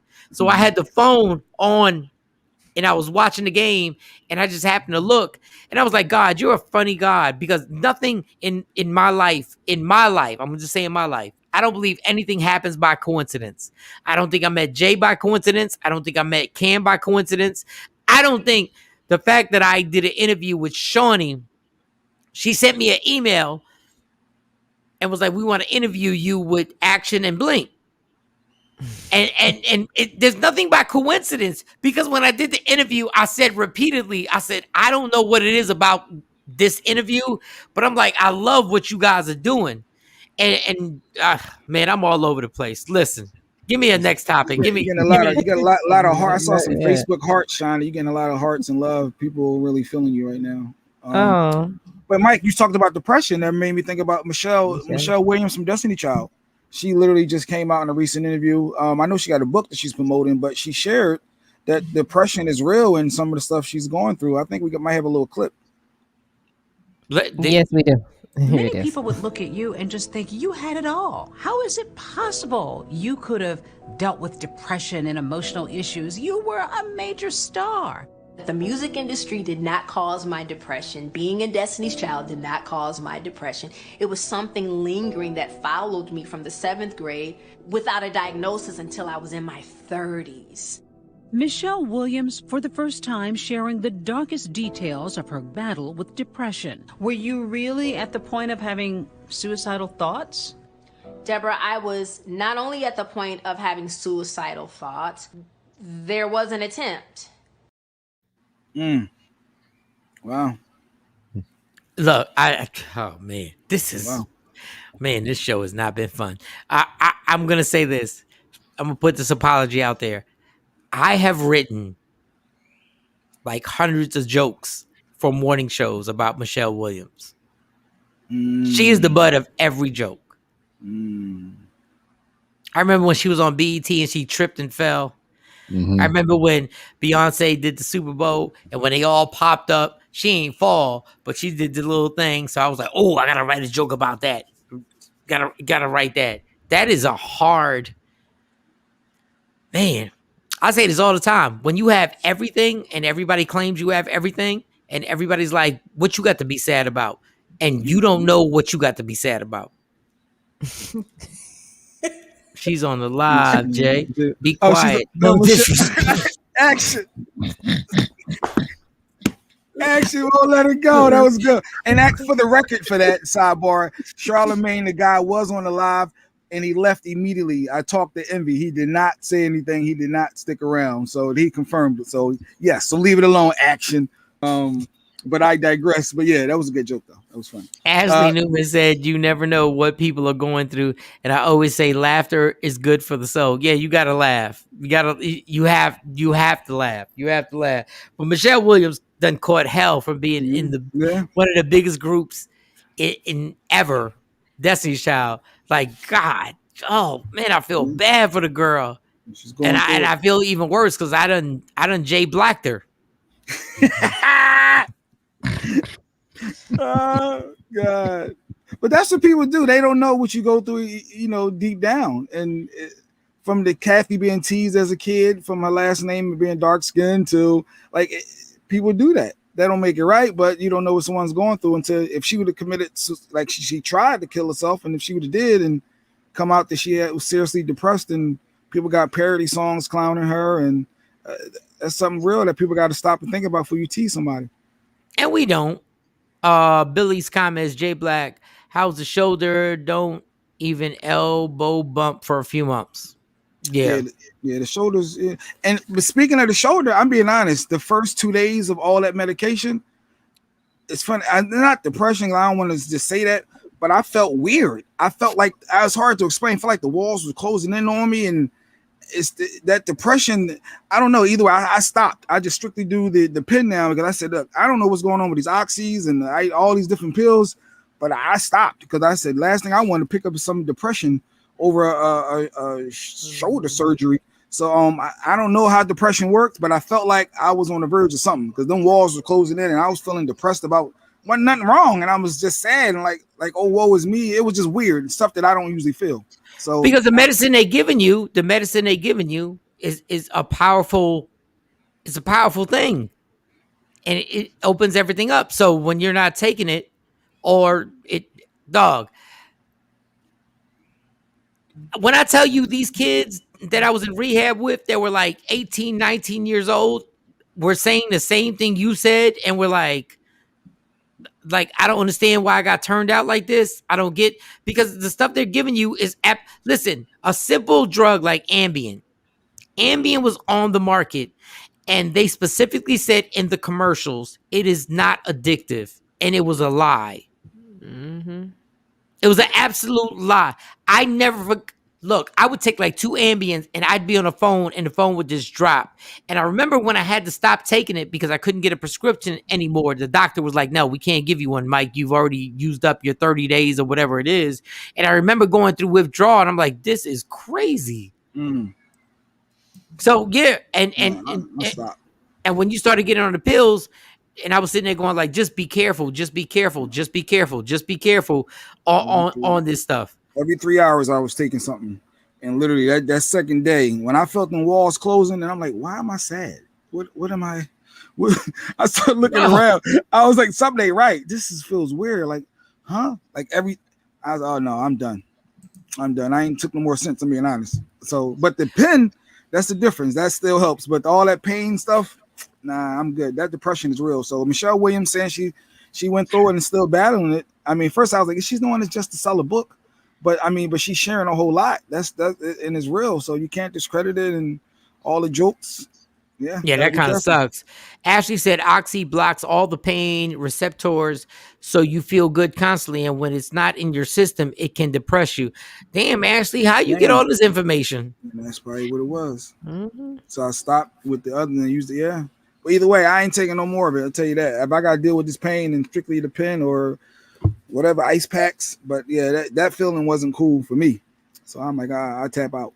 After my surgery, my vasectomy, they gave me Demerol. Like Cat Williams was on that. Yeah. And I had hallucinations bad. Like this old white man would come in my room every day and walk in the closet, and I'd sit there and talk to him. And then eventually I'd figure out, okay, ain't nobody there. And I'm in full conversation. Then the old white lady would show up and sit at the edge of the bed and just look at me, and I'd sit there and talk to her. I told him, I'm not going to be able to do this because I don't even know white people like that. All right. Becoming. And they had the nerve to say, "Well, who are they? I don't know. It's a hallucination. Where's the man going in my closet?" And they just sit there. See, Mike got jokes, and he's trying to be serious because it's a serious. You know, like he wants to joke because that was funny. That was funny. All right. So what? Just for the hell of it, what were y'all talking about? Like what, I was the talking only with one the white talking. dude about. Like, what were y'all talking about? I can't even remember, but I would be in full. I mean, I would be like I'm sitting here talking to y'all. I'd be talking to the closet, thinking the man is in there. All right, first of all, ain't nothing wrong with talking to the closet because I've talked to the closet. I've talked to the closet many. But I just want to know, do you remember any of the conversation? Was he like, you gotta? He didn't say nothing. No, he would just walk in. He was a tall white man with, crazy hair. Looked like a mall walker. And he'd come in my door and walk straight in the closet. Did he say hi? He didn't say hi. He just walk in there and I started talking to him. So when the white lady was on the edge of the bed, what'd she say? Nothing. She just was sitting there looking at me. I see why your relationship with white people ain't exactly where it should be, right? Like, who are these people? I don't even know white people like this. I don't know them like Oh, this. no, you do. No, in your subconscious, I think in your past life, I think you might have been a white woman married to an old white man. I don't know, Shawnee. That white man was like, you trying to act like you don't know nobody. He's like, I'm gonna sit in this closet till you wake up. God. But when I heard Cat Williams say he was on the same medicine, I'm like, okay, so I'm not crazy. I am not crazy because I don't know these people. That's ridiculous. Said, what is a mall walker? Tosh don't know what a mall walker is. You don't know what a mall walker is? The people that walk in the mall. That's how they get their exercise. Early morning, 6 in the morning, before the mall opens, they in there walking. So after you got done with this deep conversation with the white man in the closet, when you woke up the next morning, were you like, did you think to yourself, I'm going to take the medicine again, so I might want to plan my questions and have a conversation? Like, did you know this dude was coming back? It took me a minute to figure out, to say, you know what, let me not take this medicine and see what happens. Because I would be up. I would be wide awake. I wasn't asleep. Did anybody video this? No. So you sat in front of the closet and just started, and you started talking. Well, I was sitting in my bed and I just talked to because I have a adjustable base. I got a Tempur-Pedic with an adjustable base. So I'm sitting. You ain't got to show off now. Yeah. Go ahead. I mean, it's good. You ain't got to. Yeah, I'm sitting up. The TV might have been on, but he would come in and I just started talking. I don't know what I was talking to the man about. Did he always have the same clothes on? Mm-hmm. He had the same clothes on every day. And you saw facial features, right? Like this descriptive facial. Was it like a plain look? No, on him, I could only see, I would see the back of him as he was walking into my closet. Now, the white lady, I could see her. I could see her face because she was looking at me. Was he a Pisces? I don't know. A tall, old white man. It was the old white man and the old white lady. Were you attracted to him in any way? Was there any attractive, features about him? Do you think he might have been back in the day? He might have been dope. Like when he was alive, he might have been hot. No, I don't think so. I mean, they were just old people. Oh, that's crazy. People. So your hallucinations had nothing to do with black people. There were no black people involved. No black people. Ashley said, just like Xannies, you can take them and won't remember nothing. You did it. Sad, but it's about $1 with the pharmaceutical companies. Yeah, the pharmaceutical companies don't care. Like everything you take, these prescription medicines are like everybody talks about crack. Mm-hmm. When I tell you in the rehab, there was very few people that were hooked on crack. It was all these kids that were like popping all these different pills and then breaking them down and then not just swallowing them, then sniffing them, and then finding other stuff. Mike, ask Shawnee, do show prep for the ghost. Like, I'm not going to play with y'all. I'm not going to play with the ghost. I'm not going to play with the ghost. So ever since you took it, the white couple never came back. Now, when I stopped, because I told him, I said, nah, something ain't right. Oh God. I'm not taking this. Mel's, that's your girl, Mel's. You gotta help her. You ain't know. I don't know if I called him and told him that at the time. I don't know. That's like the most amazing thing that some white people came like in your hallucinations. Some white people, like no, and it seems to make sense. Like some white people just popped up. A white chick was on your Good morning, Good Gail. morning. Yeah, Gail, what up? So a white chick sat at the end of your bed, and the white dude went into the closet, and you was like, hold up, knocking on the door, like, yo. But I wish you could remember what you asked them. I don't know. I would be in full conversation because I would catch myself like, who am I talking to? Just talking. Same way I'm sitting here talking to y'all. Yeah, send the link. Yo, Doc said, she said, sorry to do this, but can I join? The doc is going to sit there now she knows something about the afterlife. Girl, they ain't got no medical. They ain't got no classes on the afterlife. They ain't got no classes on white people popping up on your dreams. They ain't got no. Look, I ain't gonna lie. Like I know that was odd for you, but I would, if you had a pill left over. Wait, where are we going with this? If you had a pill left over, I would. Just to see who popped up in my. All that away, because that was 2017 going into 2018. Because I had the surgery December 2017, so 2017 into 2018. Because I'm when I'm in Texas, I'm by myself. Like, I wouldn't mind some company just popping up and being like, especially if the old lady just sat on the edge of the bed, like she gonna catch it. Like, I don't care how old she is. I'm like, yo, you trying to smash? Wait, Mike, I'm smashing the golden girl out that chick. Because you don't lay on the edge of my bed late at night and just pop up. I ain't invite you. She was just laid back. He was just sitting there, like, I get it. On me or something. I'm like, bitch, take them stockings off. I'm like, come up to the top of the pillow. I know your man's in the closet. I'll fight your man. He's a ghost. I'll fight that old ass ghost. All right, so our resident doctor, Dr. Kanisha Hall, it looks like she's on the show. You might have triggered it. What up, cutie? No. Hello. Good morning. I was listening in my car, and this is such an important conversation. And I am an addiction medicine physician as well as an anesthesiologist, which I was trying to. When he was getting ready for his surgery, I was like, I'm glad that you're thinking about a pain plan. Make sure that anesthesiologist does a regional block, gives you. And I've been telling him consistently, I'd rather the pen over the opioids. Opioids are such toxic drugs, and it has everything to do with the pharmaceutical. They've even made these drugs more addictive over time. So everything that you're saying is true. And the problem is that it's presented as the only option for pain, and it's not. Yeah, wow. They didn't suggest the pen at all. It was just, I just happened to already, be in that space. Hey, Doc, this might be inappropriate. I just want to ask this. Is there a pill that can send a white woman to sit at the edge of my bed? Like, is there a certain one that just can have, and I don't care if she's old, but no, yes, there is. It's called Loratab. Listen, my mom. What's it? Whoa. What's it called? Loratab. It's Loratab, Norco. It's all the same. It's acetaminophen and opioids. Because my mom had the same exact reaction that Shani did when she had her hysterectomy. Right.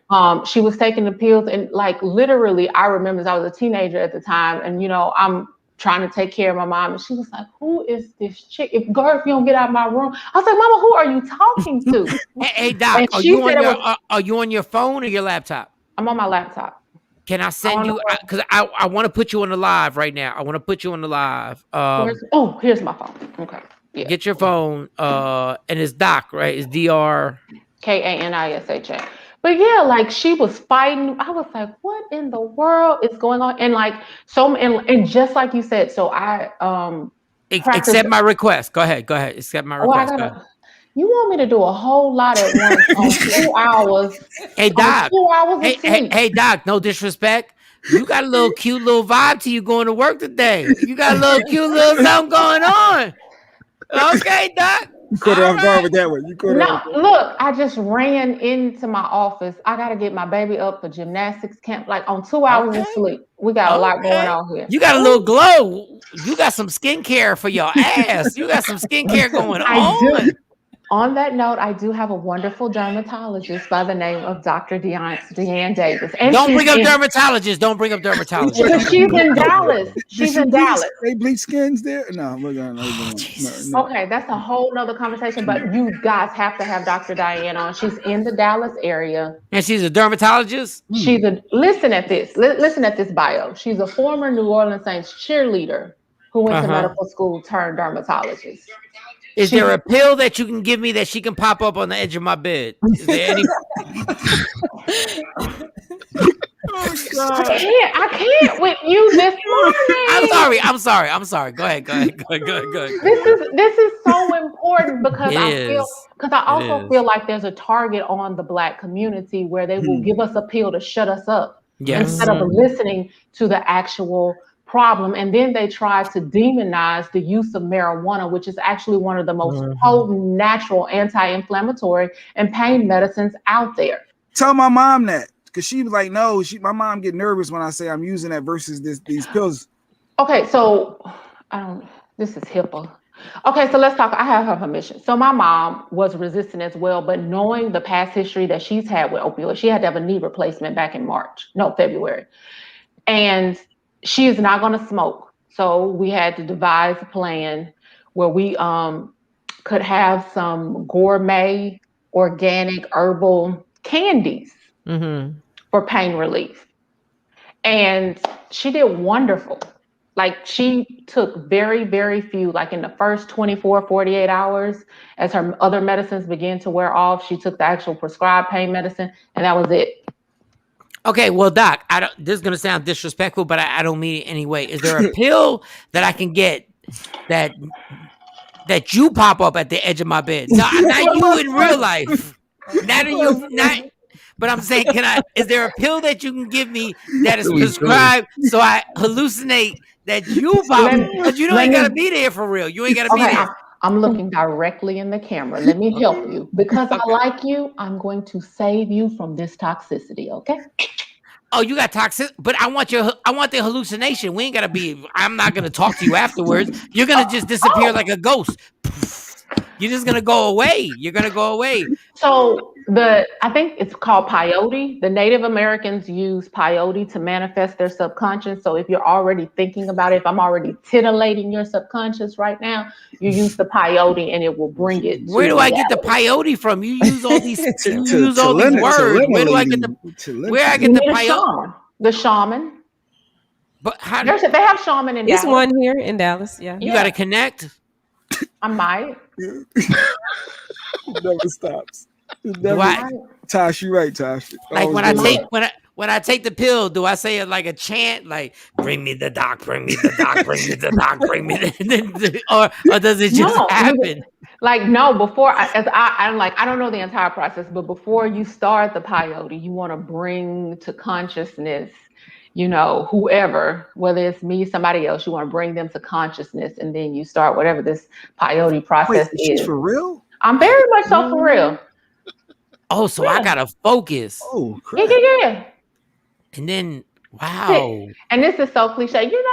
I'm part Chickasaw, so I be knowing. Does that work with money too? Like if I say I want to be a millionaire, can I go to the peyote? Okay. So, but that's what they believe in. That's what a lot of the leadership in the Native American community is doing to bring forth the manifestation of legacy and power and money and like where to lead the people.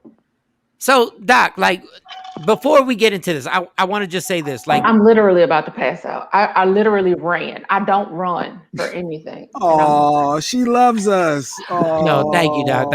But she's serious about what she does, and when she's serious. So when I veer off into the jokes, I want y'all to be able to be adults and be like, okay, now they veered off into the jokes, but you're serious about what you're saying. Yes, like it is so like. Always ask your doctor, talk to your anesthesiologist, talk to your surgeons about other options for pain control and have a plan for pain control And I wish I could have, and that's why I was saying I wish I could have had a conversation with Jay Black a little bit more so in detail before his procedure, to have a plan where not to use these medications, because a lot of addiction that we've created in this world has been unfortunately created by, I can admit, my profession, but at the ill knowledge of the pharmaceutical companies who are telling us this is what the patients need, this is what the patients want. Everything is graded on patient satisfaction scores. So, I mean, we're trying to please the patients, and you ultimately never want to do more harm than good. But it was my fault though, right? Because I kept saying I don't want to feel no pain. I was being animate about, no, give me whatever you got. I'm a punk. I don't want pain. So how does that? No, that's not your fault, because the conversation, had I been your anesthesiologist, would be like, we have not invented pain-free surgery. We want you to be comfortable. We want your pain to be bearable, and giving you realistic expectation, because a lot of this is mental as well. If we're having this detailed conversation before you have surgery, and I'm giving you a realistic outlook of what this might look like. Just like you go to the dentist, like, they should not be giving you narcotics. Like, they numb up your jaw, they do the work. You know it's going to start the pins and needles numbness feeling when it's wearing off. You can take Tylenol, you can make Advil. You may feel achy. Nothing should be a 5 out of 10. And also talking you through what's a 5 out of 10. 10 is like literally kill me now. I don't want to live anymore. A 5 is, okay, it's pounding, it's annoying. Can I get less than a 5, more like a 3 where it's tolerable? And also give you expectations on how long the pain had lasted. Because had you not taken some of these opioid, and actually one of your previous commenters, right, it blocks those receptors for pain. So when the drug is gone, you actually get more pain than you were physically experiencing. So if I tell you, if you can rough it out, get through this next 48 hours, puff, give on that pen, do what you need to do. And I tell you, what's 48 hours out of an entire lifetime? If I give you that mindset that this is what we're going to do for 48 hours, we're going to get through this, you're going to rehab, you're going to feel better, and you're going to avoid some of these horrible, horrible side effects of opioids, you would have been better off. But you made decisions without education, and that's your physician's fault. And listen, we got the doc on here. I want to say, is it okay and responsible? Let's say he just does the pin, right? But then he starts feeling pain, but he hasn't taken the medicine for a few days. Is there any responsible way to take the pain medicine that it gave him?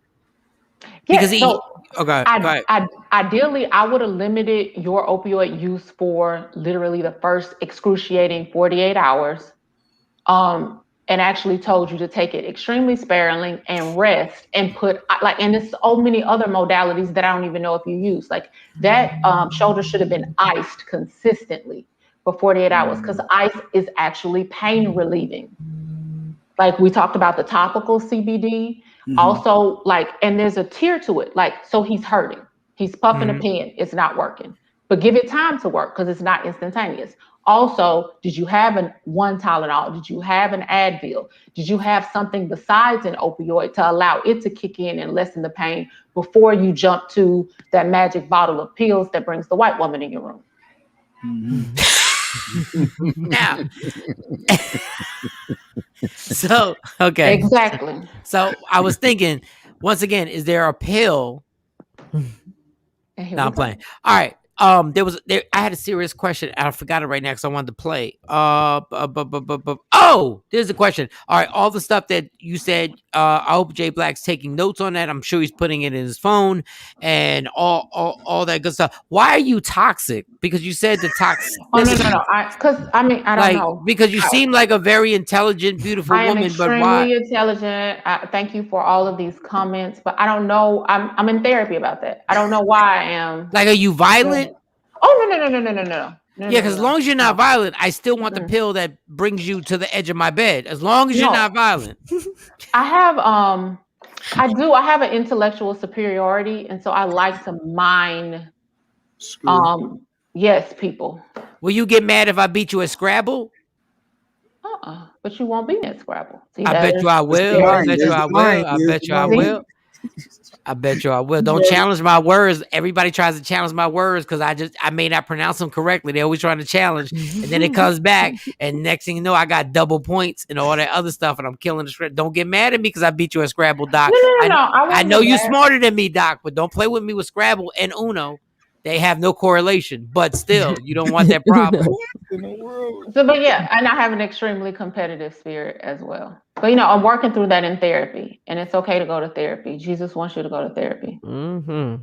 Okay, but I can't stay. But can I? I know you gotta go. You gotta go. One more comment, and then I'm gonna go to this month is Men's Health Month, and I'm trying to encourage Black men to have their colonoscopy, and I am encouraging them as an anesthesiologist because I am there with them the entire way. You will be sedated. You're not gonna feel anything. You're not gonna know anything. It's gonna be a nice, peaceful sleep.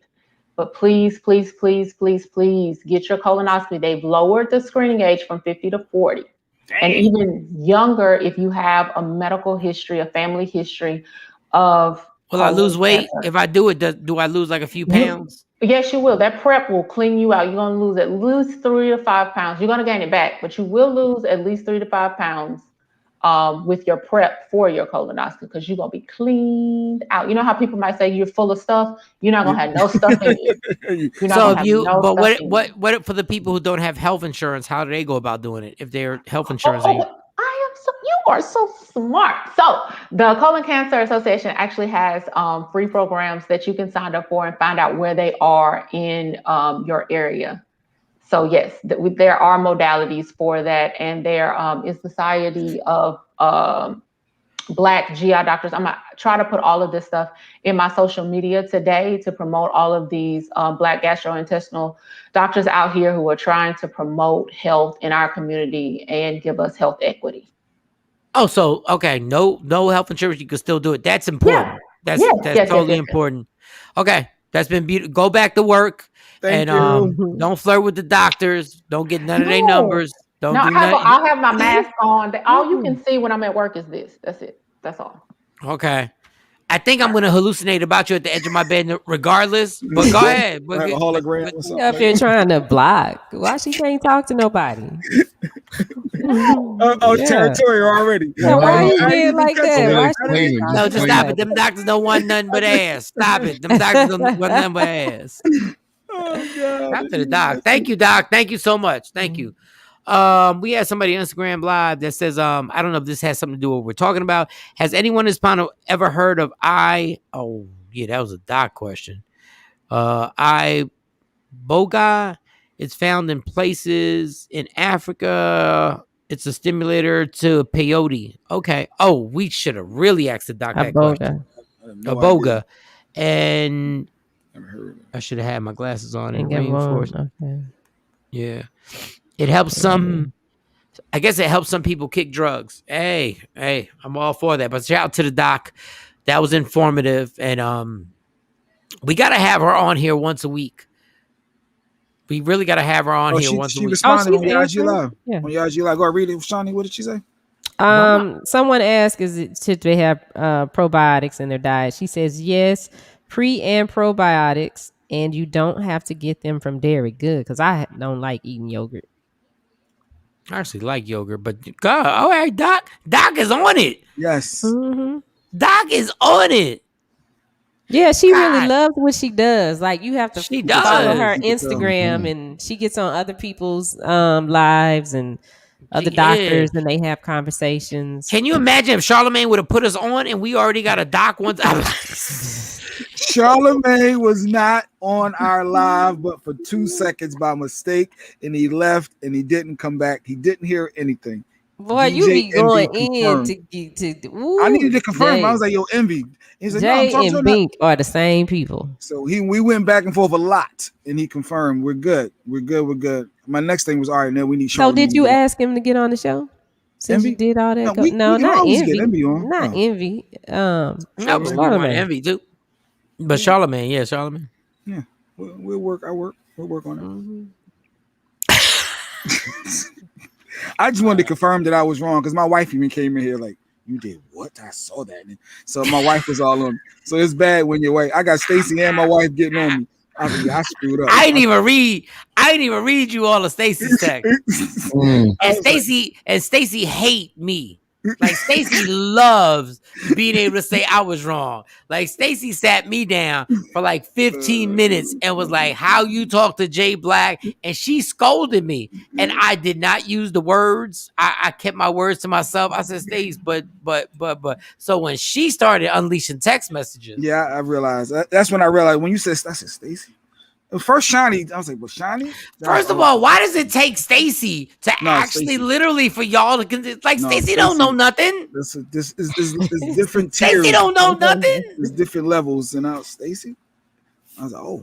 Well, it can't come from you, Mike. That's the bottom line. Yeah, it can't come from me. If it comes from you, or even me for that matter, he ain't buying it. He ain't buying it. Stacey ain't done a second on this radio show. It's been 20 years of radio, and Stacey.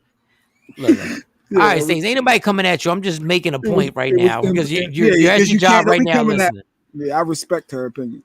I really do. That's a damn shame. Somebody on our Instagram, like I said, our people really need to get healthy. This food is really doing a number on our health. Oh, listen, people. Like let's be clear. Let's be clear. I'm gonna say this. We don't give a damn about the food that we're eating is killing us. I promise I'm not a doctor. I promise the stuff that we eat is killing us so much faster than we have to die. It don't make no sense that we're still eating pigs and cows. And I'm part of it.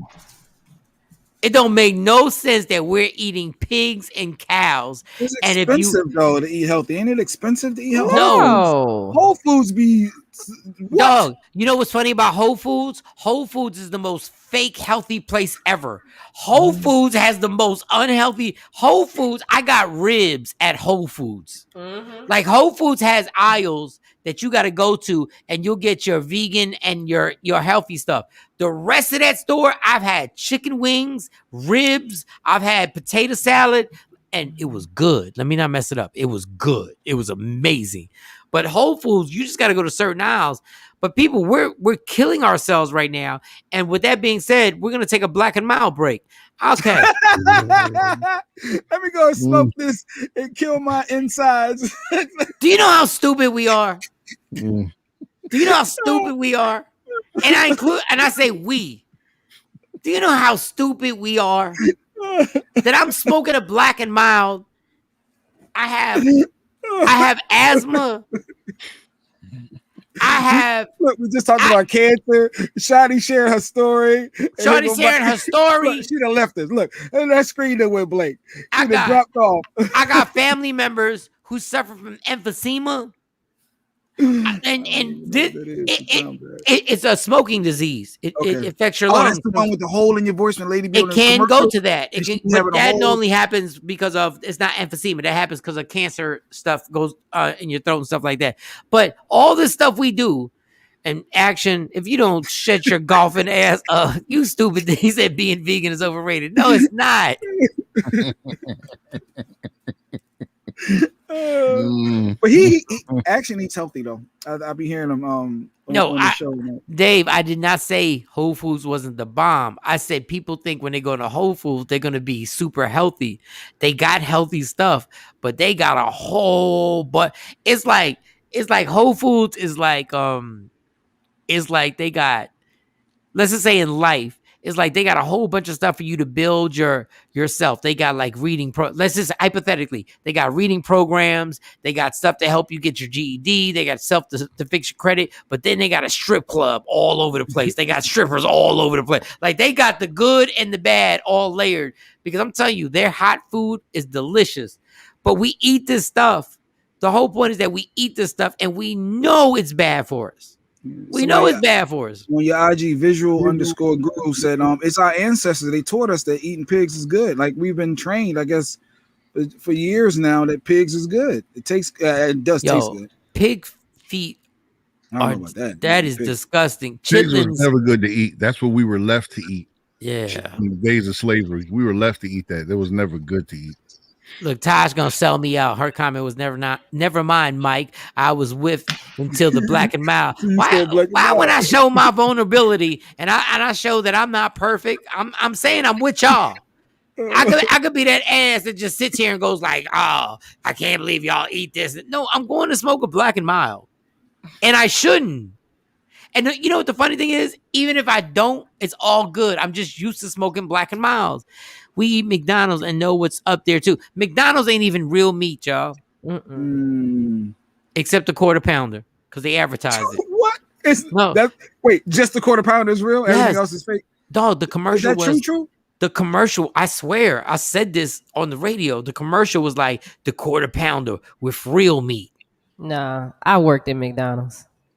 No, I worked at McDonald's. I was the manager. None of that stuff. The patties, but now they said they're bringing real. They brought real. It was like 2 years ago. The quarter pounder, real meat. So what's the rest of the stuff? I'm still stuck on you as a manager at McDonald's. I never knew that. What's wrong with that? No, I killed it. I killed it. I had fun at McDonald's. No, one day when we got time. Look, So you had dreams of leaving the fries. I was not a good manager. I was a manager by default. Like cats got fired, and I happened to be working the register. This is a short story, real quick. I was working the register that day, and I'm good at the register. I don't know why. Maybe because I would talk to people and I would talk to everybody and go back and forth and everything like that. And we keep everything moving. And the white girl, the chubby white girl, she got fired, and the person that was under her got caught because they were, I guess, drinking the orange juices. There was something that was going on. I was the manager for literally like 2 weeks. Oh, you in and out. But when I tell you the schedule was so dope, everybody like, dog. Everybody had off the weekend. Like, what? Wait, we need people to work. No, because I was down to work. The funny thing is that I made it so much fun. Mind you, I think, how old would you normally have to be a manager? Because I think I was like, I think you probably got to be adult, at least out of high school. Probably at least 18. Oh, yeah, I think I was 18. And I made it so much fun when we were working because we were...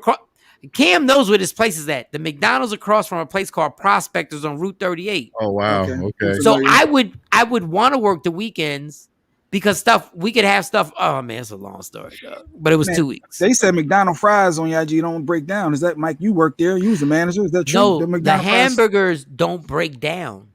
The hamburgers literally have been put. People have done this live. They've kept the hamburger for years. And they've kept it does not break, dog. So you chewing it? What do you mean it don't break down? It just I'm saying if you just keep it in a plate and you just keep it covered. Put it in a Tupperware. Go buy one, put it in a Tupperware bowl. 5 years later, it'll still be right there. Look the same. Get out of here. It's not gonna get smaller. YouTube it. It's not gonna mold. It's not gonna do anything. It just stays the same. And that's what we put in our bodies. Wait, I got it. So now you're gonna have me YouTube in the day. I'm gonna give you another one. Do y'all really think it's possible for as much as this country eats chickens that we didn't run out of chickens? It's impossible. It's impossible. There's no way in the world that they have enough chickens that we could eat this dog.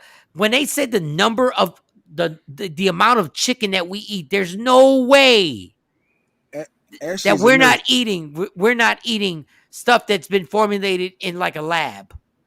There's no possible way. As he said, I believe everything in moderation because of our parents lived to be 70, 80 years old. They've been eating pork and pigs. And okay, Ashley. How bad is it really? And I think she said she was a nurse too. Okay, Ashley. But let's count. Can we also count everybody dying from heart attacks and losing toes and legs from diabetes? Can you count those two? Can you count? Well, that's why she's saying in moderation. No, yeah, you're right, in moderation, but we're not doing it in moderation. Like you get, you got to remember back then, food wasn't processed. That's what's killing everybody. Is the process of food. That's true. Like back in the day, people bought food daily, every day. Whatever you ate that day, you bought that day. Interesting. Or killed. And how about this? Yeah. How about this, Ashley? If I could drink in moderation, that'd be great. How many people you know eating in moderation. Drinking, And she's right. Moderation is the key. Mm-hmm. But eating a chicken, a pig, a cow is nasty, y'all. It is. Like, let's keep it 100. It tastes good but it's nasty. They said Wendy's cooks theirs fresh beef every day. Is that good? Is Wendy's different? Nah, Wendy's, I think, is absolutely different, but it's still a cow. I don't know. I never worked at Wendy's. But you had a Wendy's burger. You know Wendy's is better than McDonald's. Like, what Wendy's. You mean a cow? I thought that was Chick-fil-A with the cows. No, they don't. The cows. Oh, wait! Cows debate for the chicken. It's the logo. Oh my god! The cow is happy because you're eating chicken. Yeah. Oh, I'm bugging. That was a moment. I had a moment. That's the drug. I had a Jessica Simpson moment. That wasn't the drug. That's the drug. Drugless, no drugs. On that note, let's no drugs over Jay Black. Nope. I'm not even mad. Charlamagne lighting his skin. I'm not even mad. Allegedly. And he wasn't on our live long. But he gonna throw that in there. Yeah, I got every time I got to mention that. Me and Emmy we had a lot of back and forth. He's like, "What's wrong? What's going on?" I'm like, "Yo, I need your help. Can you ask?" And we went back and forth a lot. But either way, no, he wasn't there. I agree with David. Whataburger. Whataburger has the best burgers. No, they don't. Y'all, that's the most overrated burger in the history of Texas. They have the best burgers. God, y'all so overrated with Whataburger. Okay, you know who suck? Okay, we want to argue with Whataburger. Let me tell you who I don't mess with. I do not mess with Sonic. Unless it's one of them drinky drinks that you can get the little tricked out. Icy drinks and get some mozzarella sticks. They burgers, man, listen. Like, they don't stop. even look like burgers. I don't know. I will say Whataburger is good. Let me take that back. They do have some good, because you can put jalapenos and all types of nonsense and just stomach be bubbling, but it tastes good when it's going. Have you ever been to Wingfields? Never. I've never you been to gotta get a Wingfield burger. It's changed a little bit because the mom and dad aren't there. They divorced, but the kids are running it now. So I've never had Wingfields. I've never technically being in Texas for this long, I've never had that bomb barbecue that everybody talks about. Like, I've had good barbecue, but I've never had that barbecue where I just pick up the rib and it just falls off. Like, I've never. I'm not big on barbecue. I do love ribs. It's disgusting. All right, let's take a Black and Mild break. I'm starving right now, and I'm doing so good. Like, I made sure I've been doing good. I jogged yesterday, y'all. Y'all be so proud of me. Well, I didn't jog the whole way. I jogged, walked, jogged, walked. Then I jogged. Then I walked. And then saying, Mike, this is all I get from Sonic. Yeah, Sonic, them burgers are whack. I don't know what Section 8. I don't know what y'all doing. Dave Burns says, tender and juicy. Oh, jalapeno burger. Oh yeah, jalapeno burger with the fries. Yes, you're right. Shawnee, you're right with that. All right, we take a break, come back in 4 minutes. Michael Shawn the TakeOver Legends, y'all. And don't forget Sexy Mo's coming up soon. Oh, somebody said White Castle. Jesus. I miss White Castle. New York City, boy. Yo, White Castle is the best for 10 minutes. Yeah, you gotta be built for that. You gotta understand. Your ass will burn. Gotta be built for that. You gotta burn. Fire. White Castle burgers are the best till they treat your ass like you in jail. When the burn, and the stomach ache, oh God. And don't mess around and get a milkshake. A lot of people don't know White Castle had milkshakes. A lot of people don't know White Castle had milkshakes. After you eat 13 of them small burgers, a milkshake. Oh my God. Your ass. House arrest. Jesus. All right, let's go, y'all. We'll be right back. 4 minutes. Hey, yo, it's going to be a hot summer because we back at it, man.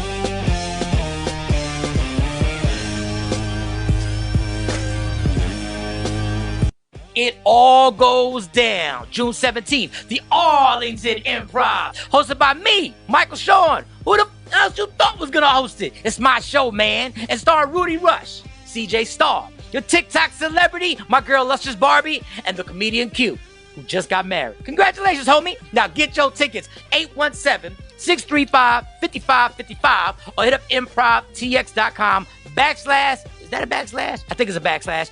Arlington. Or it could be real simple in your life if you tap the link in my bio. June 17th, the Arlington Improv, the Laugh Out Loud Comedy Show is back. It's going to be a hot summer. And it's all powered by the Breakfast Brothers.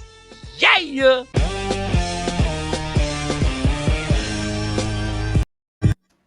What up, y'all? It's Michael Shawn from Michael Shawn and the TakeOver Legends. And just in case you missed the show, check this out. Listen, it was tough, but at the end of the day, the one thing I never wavered from, whether it's my friend, my best friend, my brother, Eddie, I never walked in front or behind. I was like, listen, I don't get whatever somebody's got to say. The one thing that has never happened throughout all of the rumors and all that stuff, nobody ever walked up to me and in my face or has ever asked or said anything crossways to me about that. They would all talk behind, but I always said a real man can come. And I've always said, if you come here in front of me talking that, and I said, if you walk away on 2 feet, I'll be whatever you want me to be.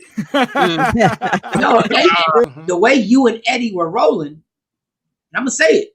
Yeah. If somebody saw me and Jay Black, we together all the time. All the time. I was let me tell you, I think everybody at some point, maybe you haven't, but most people in their life, you only hope and pray and wish that you'll find and have a best friend, somebody that you will tell and can ride or die. Listen, I never questioned anything that Eddie did or said, and all I knew and have always felt and said, because that's my brother, my road dog, I'm like, yo, let's rock. What we doing? Who do we got to go and fight? What are we doing? Never questioned anything and was like, give a fuck what they said. And I remember Eddie saying one day, he said somebody was doing a joke. He was doing comedy one night and somebody was yelling and screaming and yelling and screaming. And he told him, he said, shut up, nigga, before I knock you out with my wallet.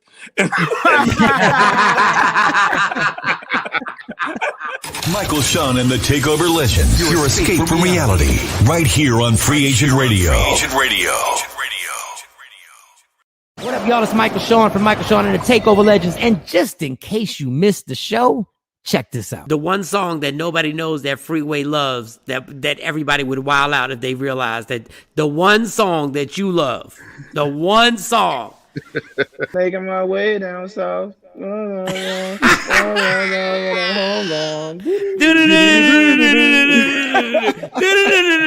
If I could jump into the sky, something under. That's my joint. That joint is so hot. That joint is so fire. Michael Shawn and the TakeOver Legends. Your escape from reality. Right here on Free Agent Radio. Don't never stop if you want to be on top. Yeah. Tap in. Tap in. We on Thursday. It's called Friday Eve. Michael Shawn and the TakeOver Legends. DJ Cam, Shawnee Scott, Jay. Why is it every time we come back from commercials, there's always somebody missing? What happened? With the Cam break, walked away for a minute. Miss time to break sometimes. You don't know how long the break is. Dr. Kanish, right? Is it Kanish? Kanishka. Oh, Kanisha. Yeah, Kanisha. Kanisha. You know what I like about her is that she said she was toxic. She admitted her. I love people who admit that they got some toxicity. I think that's what she said, or whatever she said. I love the fact that she said that. And they're always the light skinned attractive ones that's like that. Is she light skinned? See, that's what confuses me with black people. She's light skinned, Shawnee. She's light brown. Is she light skinned? I mean, compared to me, yes. I will lean more. I will lean more lighter than dark. Yeah, she's next to me. She's light skinned. God. But then there's some other people she could be next to, and they would say, "Oh, she's brown." Yeah. Yeah. I say light brown. I go final answer, light brown for me. Yeah. Jesus. Hey, but Cam, is the doctor light skinned? Is she light skinned? Yeah. Now she's on the edge. Yeah. It's not real talking to you. That's what I'm saying. No, I'm so confused. Black people, y'all confuse the hell out of me. Like, because The way some she people, looked today, she looked light skinned, meaning she didn't look like she had makeup on or anything, like her Right. natural tone. right. I would say, she was on the edge, but I would say light skin. But she But probably we puts were- on makeup and it probably changes her complexion.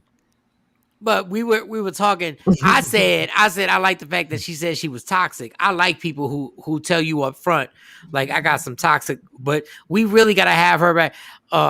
Janet said she brown skin. See, I thought she was brown skin. Brown skin? Okay. That's why whites used to call us colored people. Damn it, Action. Why you always gotta take it back to like Django? Like, why? Check Tom. That's talking about the paper bag. That's Put where a all paper this stems bag from next to anyway. it. This is where all this comes from. Kathy House got it. Negro, field Negro. Kathy says she's a mocha color. She's a Y'all mocha? black people, god damn y'all. Golden brown, mocha, light skinned, light brown.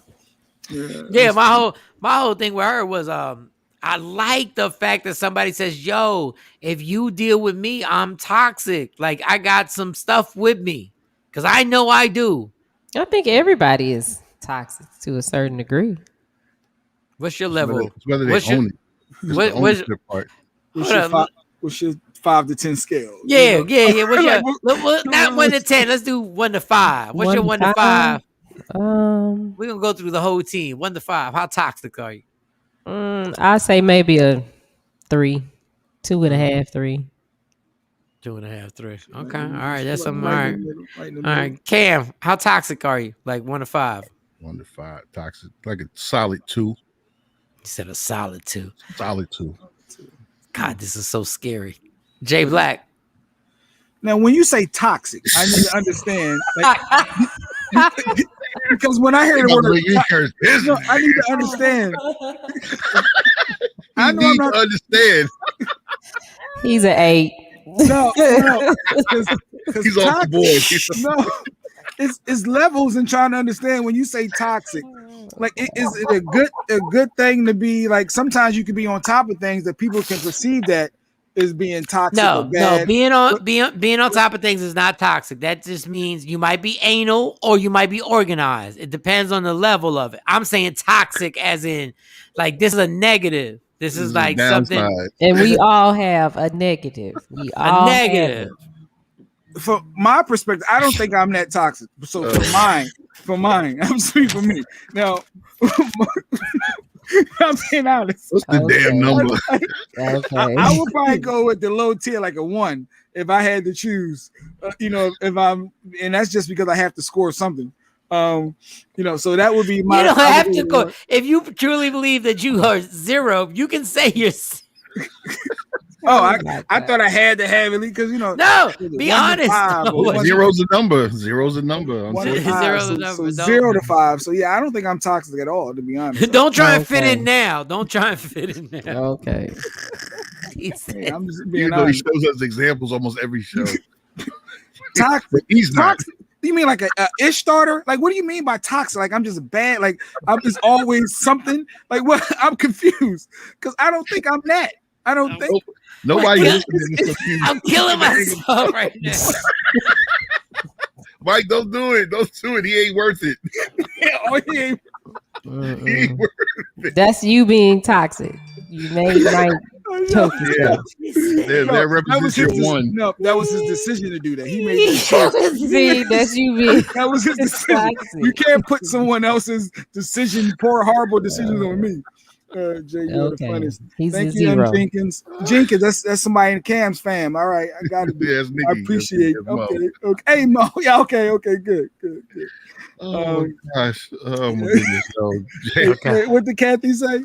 We were answering. Kathy.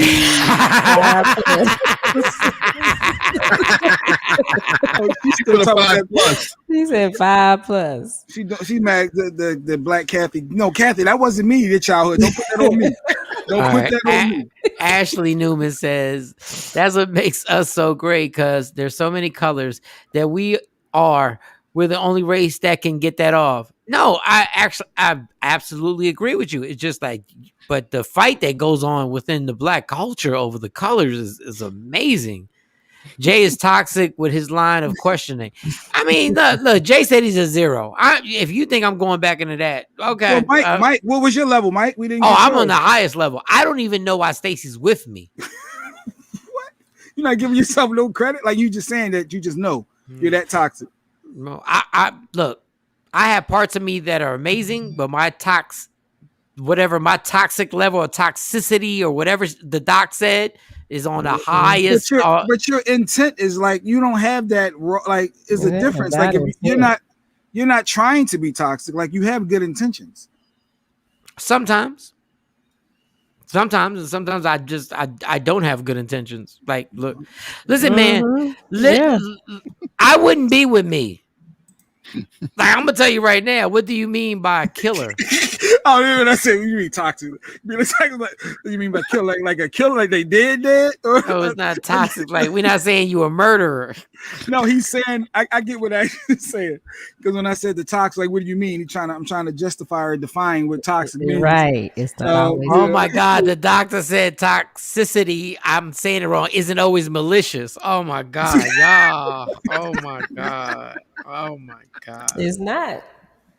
And you know when you're getting to your toxic level, you know when you're getting. Well, at least I know when I'm getting there. I know when I'm about to turn into Petty Shawnee, and it's not going to be no return until I finish doing whatever it is I want to do. I'm glad that somebody else that admits that, because I'm the same way. And I apologize, Doc. I didn't know you were still on when I said it's always the light skin, attractive ones that call.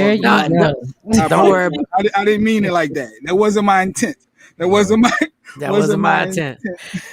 Yeah. No, but I love that the doc says she was toxic, because I mean, I don't even know what the real definition of toxic is. Thank you. I mean, but sometimes it could be just like starting to just trying not to be happy, just not to be happy.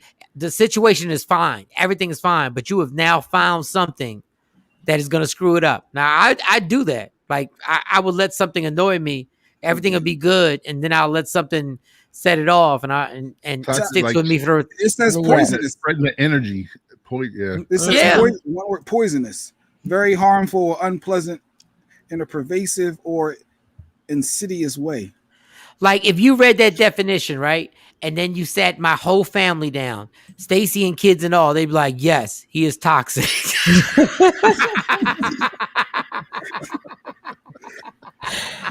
If you just said raise your hand if your dad meets us, they'd all be like this. Yep. I agree with the doctor. It is a sport. Because for me, I know when Petty Shawnee is oof. But you know that's not cool, right?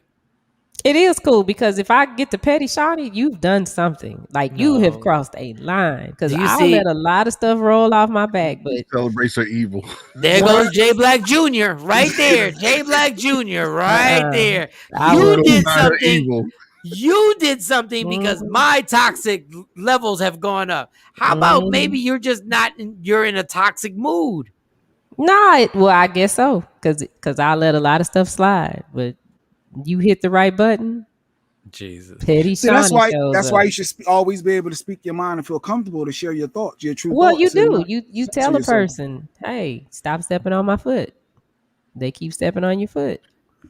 Yo, we are some stop stepping on my foot. We are some bitter, scorned, damaged people, yo. Yo, we are some. I almost think Jay lives a better life than the rest of us, because Jay just says what he wants to say at all times, and everybody else, like, we are. I almost want to call Stacey. Am I toxic? Watch, I promise you. If I grab my phone right now, I promise you, she'll stop for a second to think about it, because she's gonna think it's a setup. Call her. Let me get my phone. Y'all talk amongst yourselves. Yeah. Go ahead. I got $50. She says yes instantly. I believe that she'll be like, yeah. I just hope she don't bring up the Charlemagne thing. Whatever happened with Jay, that Charlemagne, he talked to Envy and it was confirmed. Like, I'm good as Jeanette with Rochelle coming out to visit everyone. Oh, Yeah, she got it. So that's her Beyonce and was it Sasha Fierce? That's her alter ego comes out. Oh, Yeah. boy. That's what we do. We turn into two people. That's what we do. Turn into two different people. Yeah. Another cop out, whatever. What y'all talking about? Alter egos that come out. Alter egos. That's another way for people to flip. Alter egos are amazing. Just have a drinking problem. Watch. Yeah. He calling Stacy live. This is gonna be fun. No, I'm gonna tell you right now. This ain't gonna be. I'll find out if Mike toxic or not. I already know what this answer is. I don't even know. I'll put myself out there. Hello? Hey, Stace. Yes. All right, you're on the radio, and you can answer this question honestly. I can't lead that. Am I toxic? Toxic? You have your toxic ways. They're my toxic ways. So on a scale of 1 to 10, how toxic am I? On a scale of 1 to 10, it depends. It depends. I mean, there's sometimes you can be a 10. There's sometimes you can be an 8. All right, well, nobody cares. All right, nobody cares. All right. I'm playing. I told y'all. She laughed at you, though. Yeah. She tried to be nice. Yeah, she tried to be nice. That was it. Yeah. That was it. Habitual line crosser. All right. Did you ever turn back on J Mike's his mic? Yeah, we turned his mic back on after he destroyed our future. It wasn't true that Charlemagne left right back out, please. Tell her Charlemagne came. All right, well, thanks for letting everybody know I'm toxic. You have a great day. I love you so much. End it on that. Look at Jay. All right, girl. Nobody want to clear my name. Right. Look at Jay. Wait a minute. Did you see how he jumped, Cam? He didn't clear my name. He had opportunity to clear my name, and he didn't. Now, that's an habitual line stepper. That is right there, line crosser. I just got called toxic by the woman that I'm with. Do you think I care about what clearing you up? Cleaning up your situation. Who cares?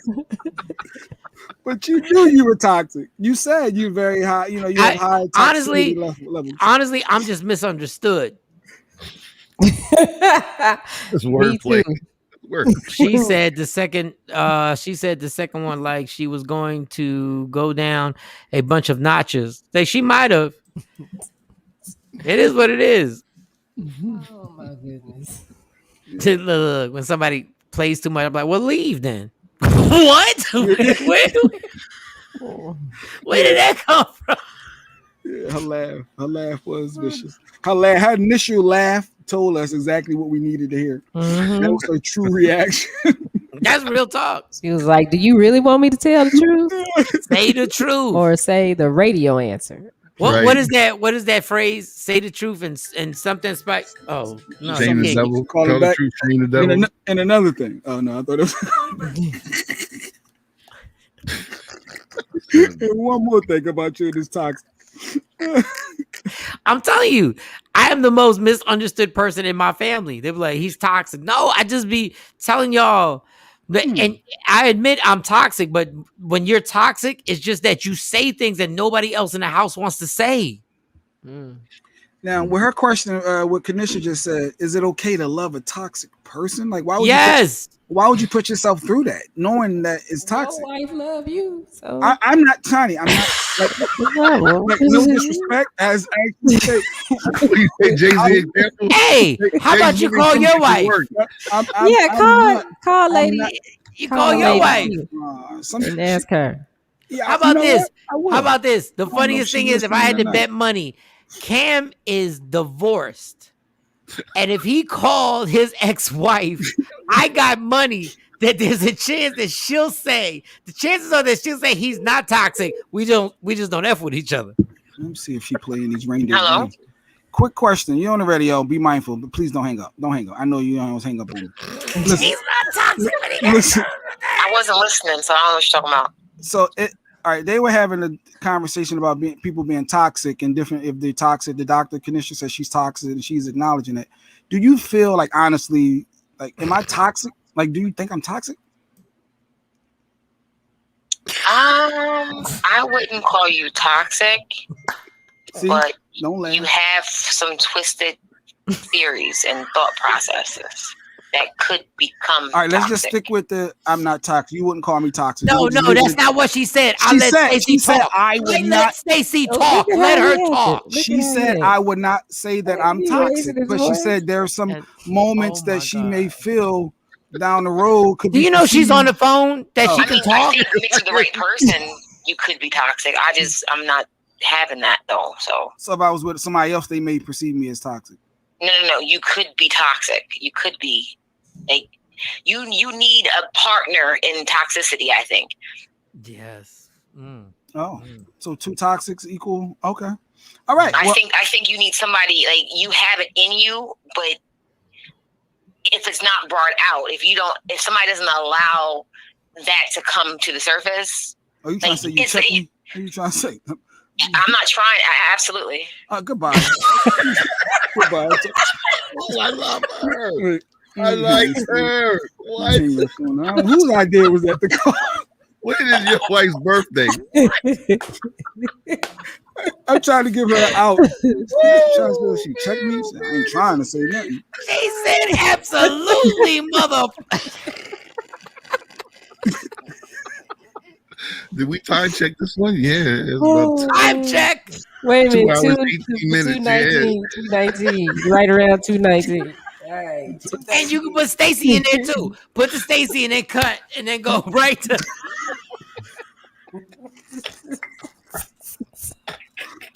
But she said I wasn't. Like that's what I wanted to focus on. That's not what she said. But we got to you're not toxic, but your brain is twisted at times. She said you were twisted, motherfucker. And she says she checks it, so you can't be toxic because she handles it.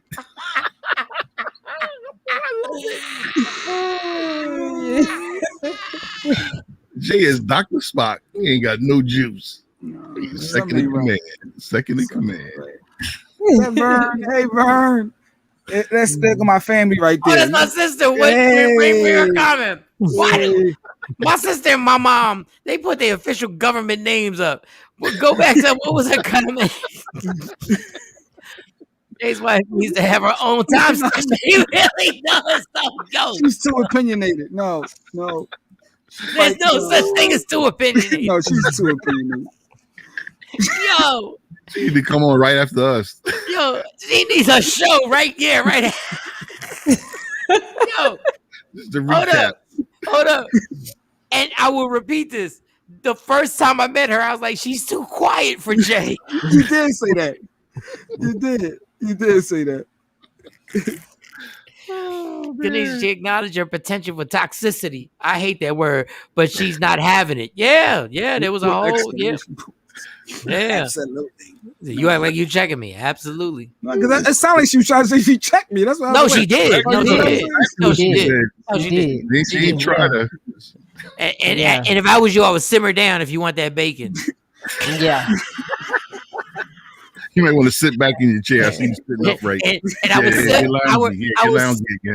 would simmer down looking like one of the 2 live crew members. You need her right now. Freeze my stress ball and relax. Huh? Yeah, you might want to relax. Because you're not surviving without her. I ain't gonna lie. I do need her. I ain't gonna front. Like when I say need, she plays a major part in my let me just be quiet. Because you trying to set me up. You need her. see, he's trying to bait me.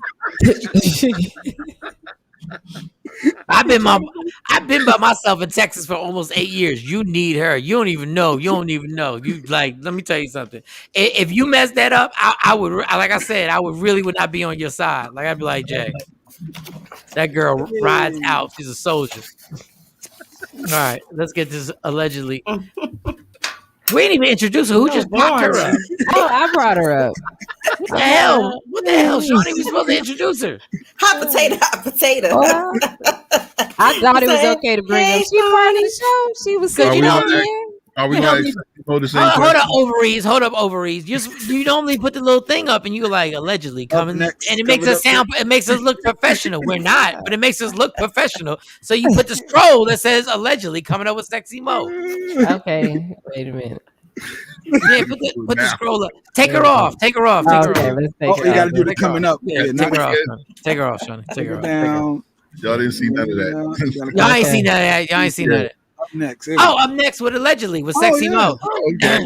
That's right. With all the latest entertainment stories and all that good stuff. And ladies and gentlemen, we don't know what part of the country because she's been traveling. She's been all over the place, wilding out on girls' trips and everything. Y'all give it up for Sexy Mo. Sexy Mo.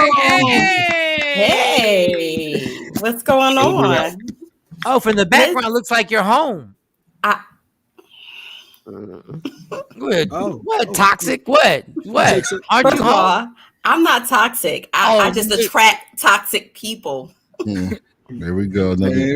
Never her fault. Never her fault. Good Jay.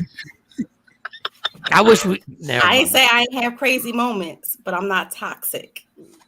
At least Shawnee admitted she's toxic. Like you. Oh yeah, I'll tear some stuff up. My ex-husband will tell you that. So tearing stuff up doesn't mean you toxic. That's just a reaction to something that somebody done did to you. That's funny. My ex-husband made me. That man had me so hot one day, I poured gasoline on him. I was about to light him up. Wait, time out.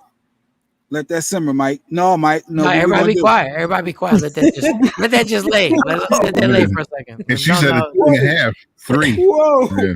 Oh, yeah. That was then. That was then. I'm better now. I actually do a joke about lighting people up on fire, but it's a joke. Like I never knew that somebody actually attempted to just pour gas. So like the gasoline from the I went in the garage, got the can, and poured it on him. Yeah, I'm about to light him up. Yo, Mo always want to ask that like the gasoline that actually yes, the gas. What other gasoline are you talking about? Yeah, what other one? Gasoline, the unflammable gasoline.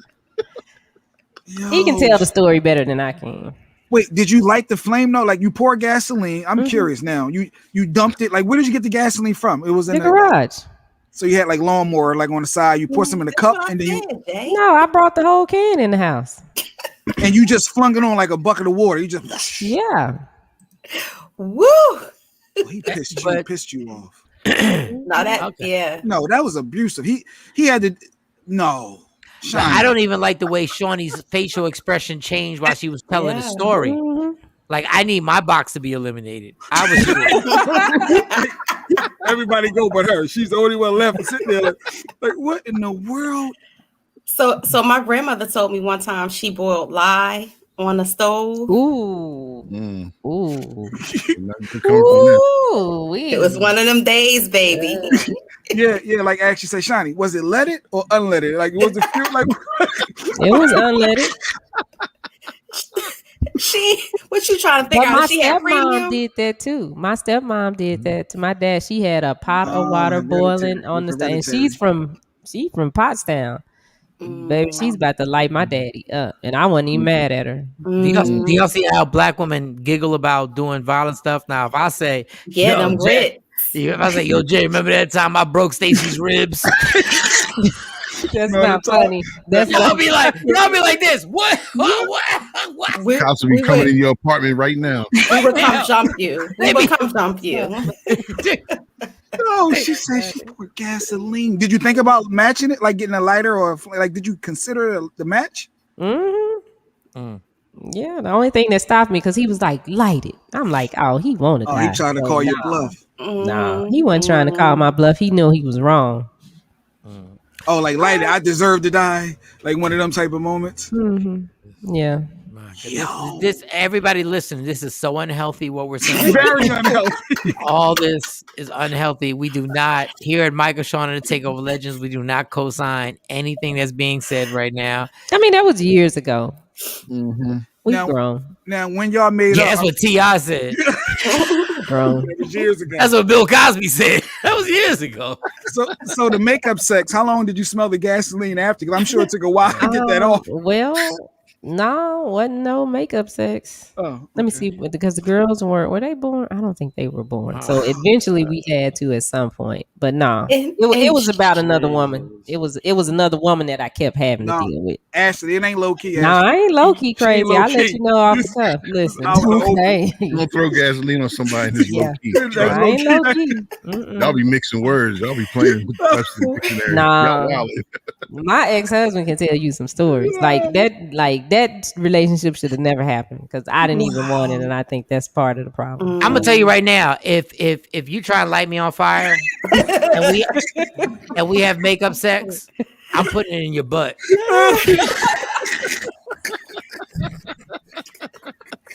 Like I'm not even going to the vagina. I'm going directly. I'm going directly to your butt.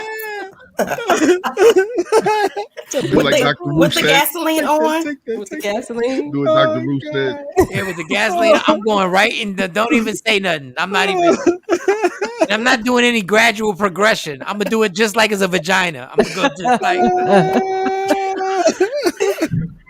No warning. No warning, nothing. No It's gonna warning, be regular. no warning shot. No nothing. No nothing.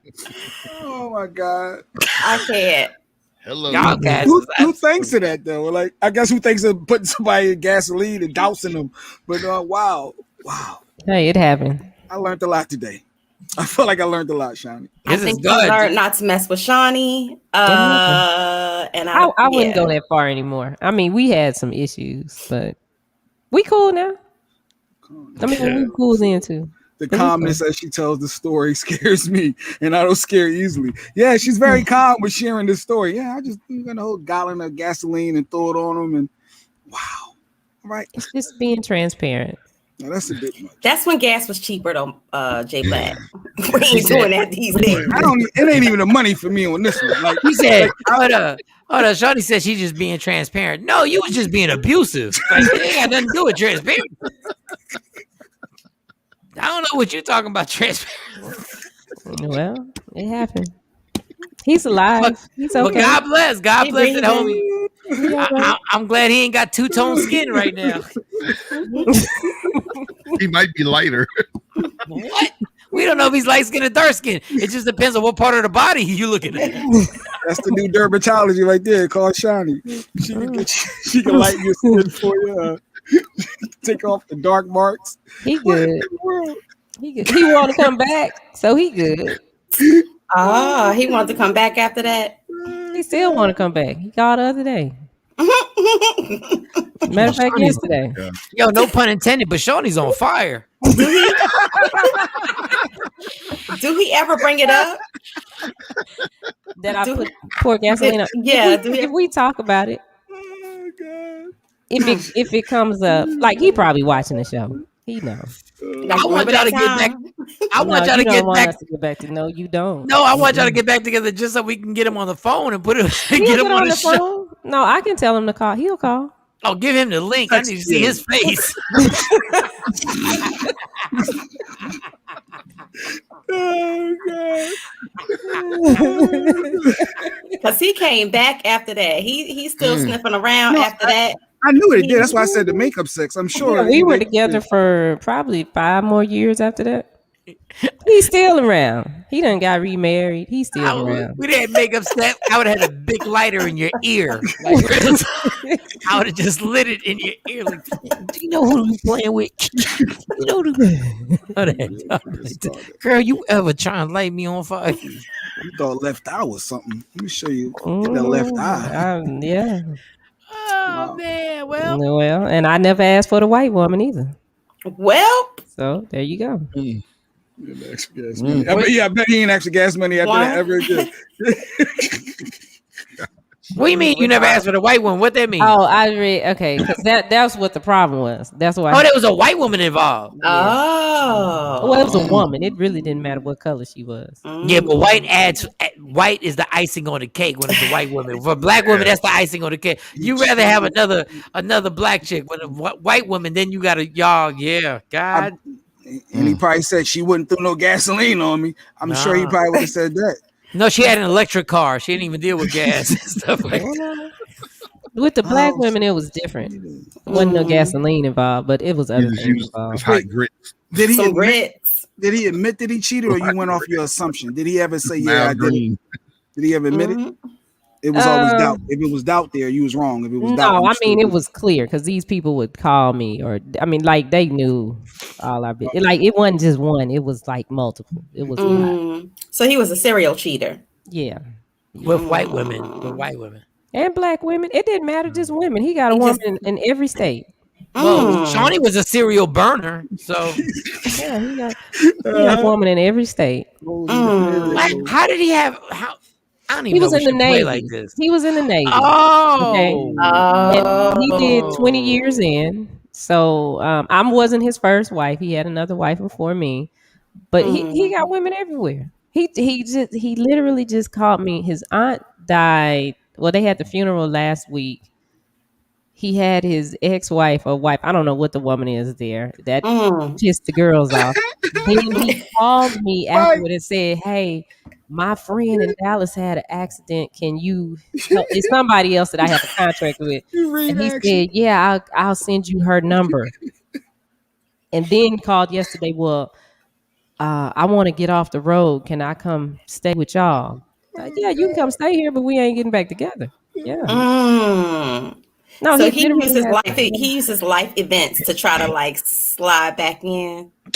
All right, F all that. Action said the hallucinations that you were having. He said it was the white woman at the end of the bed because for those who don't know, not to laugh so hard.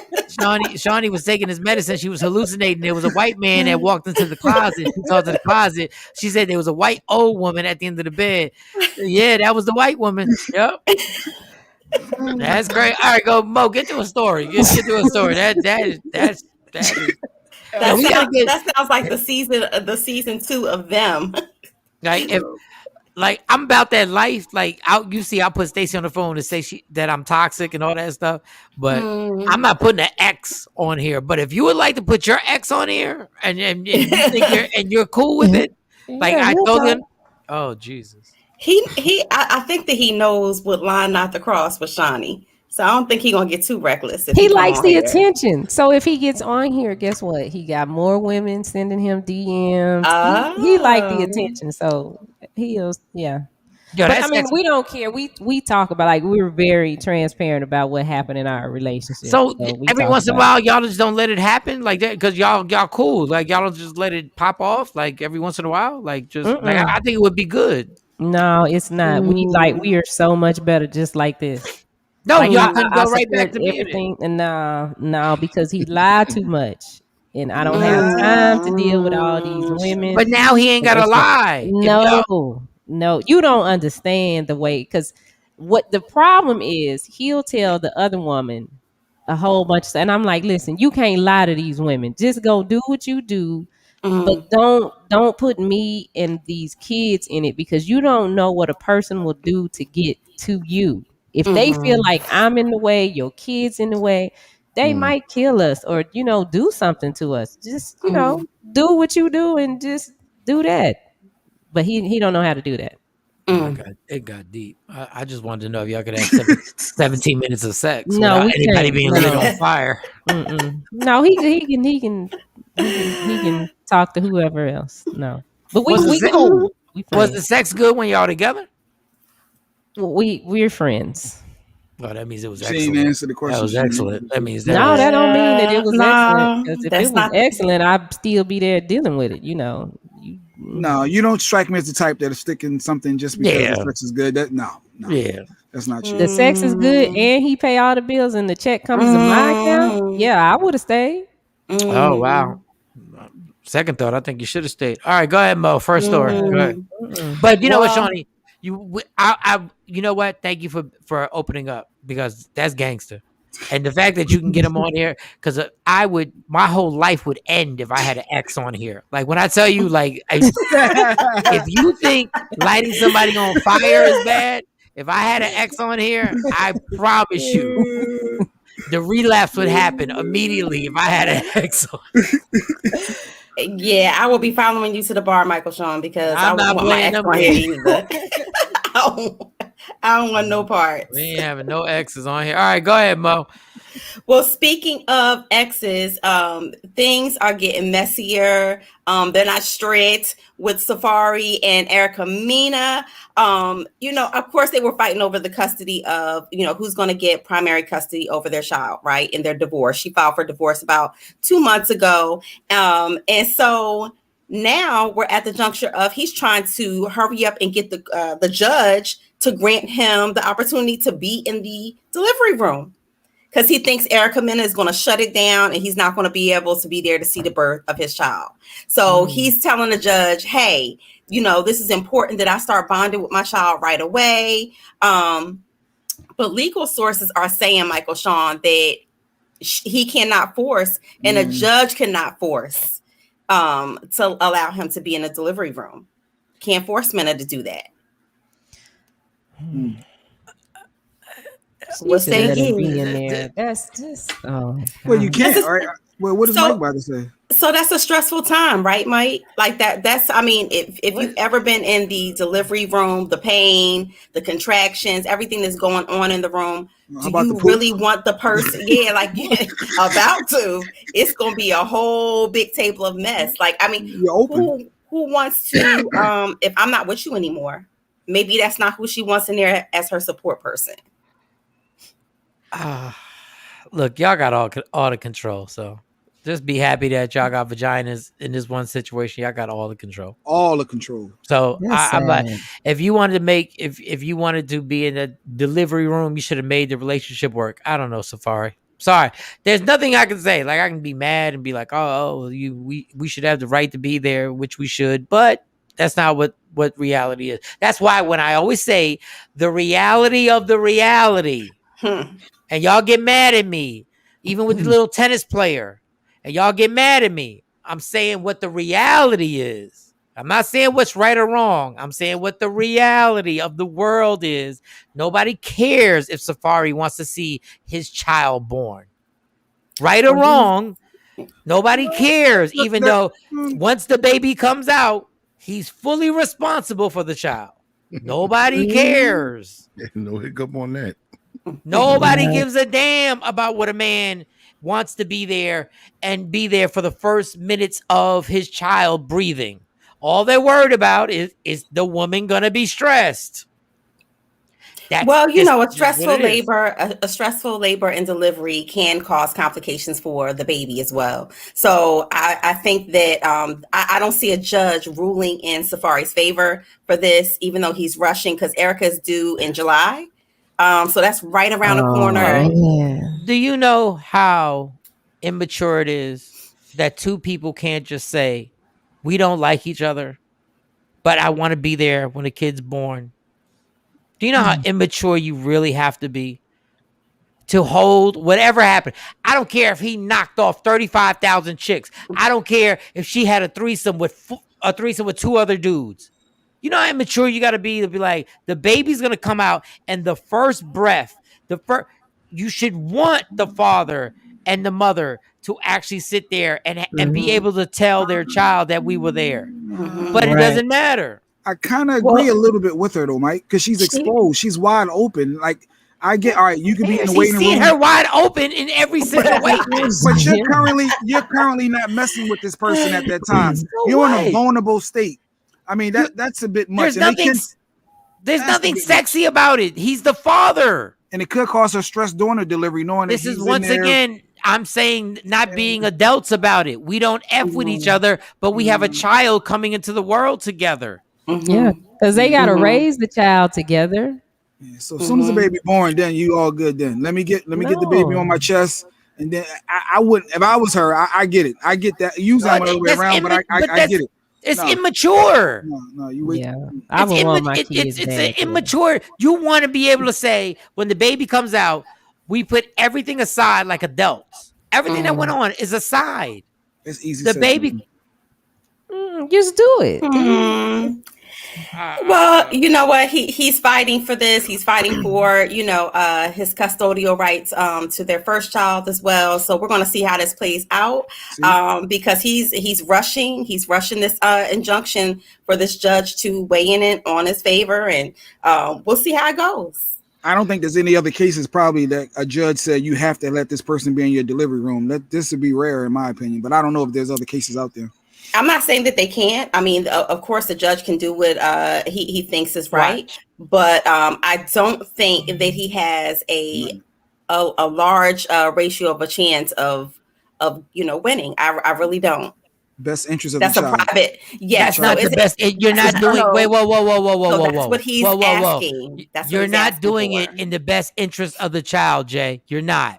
You're not. That's what the judge is going to rule on. No, you're doing it with the best interest of your selfish ass because you can't get over the relationship not working.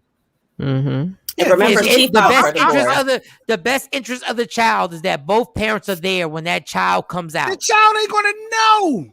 Dog, and what's the matter? I promise you, 10 years later, the child's gonna be like, "Why weren't you there when I was born?" That child is not going to say that because I'm telling you, I've been there. I hate when you say stuff like that. Mike, were you there right after? What I'm saying is, like, as soon as the baby pop out, she get her mother bonding time, and then they wrap the baby up and take down to daddy time. Like, you're there right when the baby's born. You got your photos. You doing all that. That's what I'm saying. It's not about the photos. It's not about freaking photos. That is about the moment of the. Yes, what was the situation with the first child? So, of course, the first child, they've only been married for about 2 years. So the first child was born. He was there. So that's not a problem.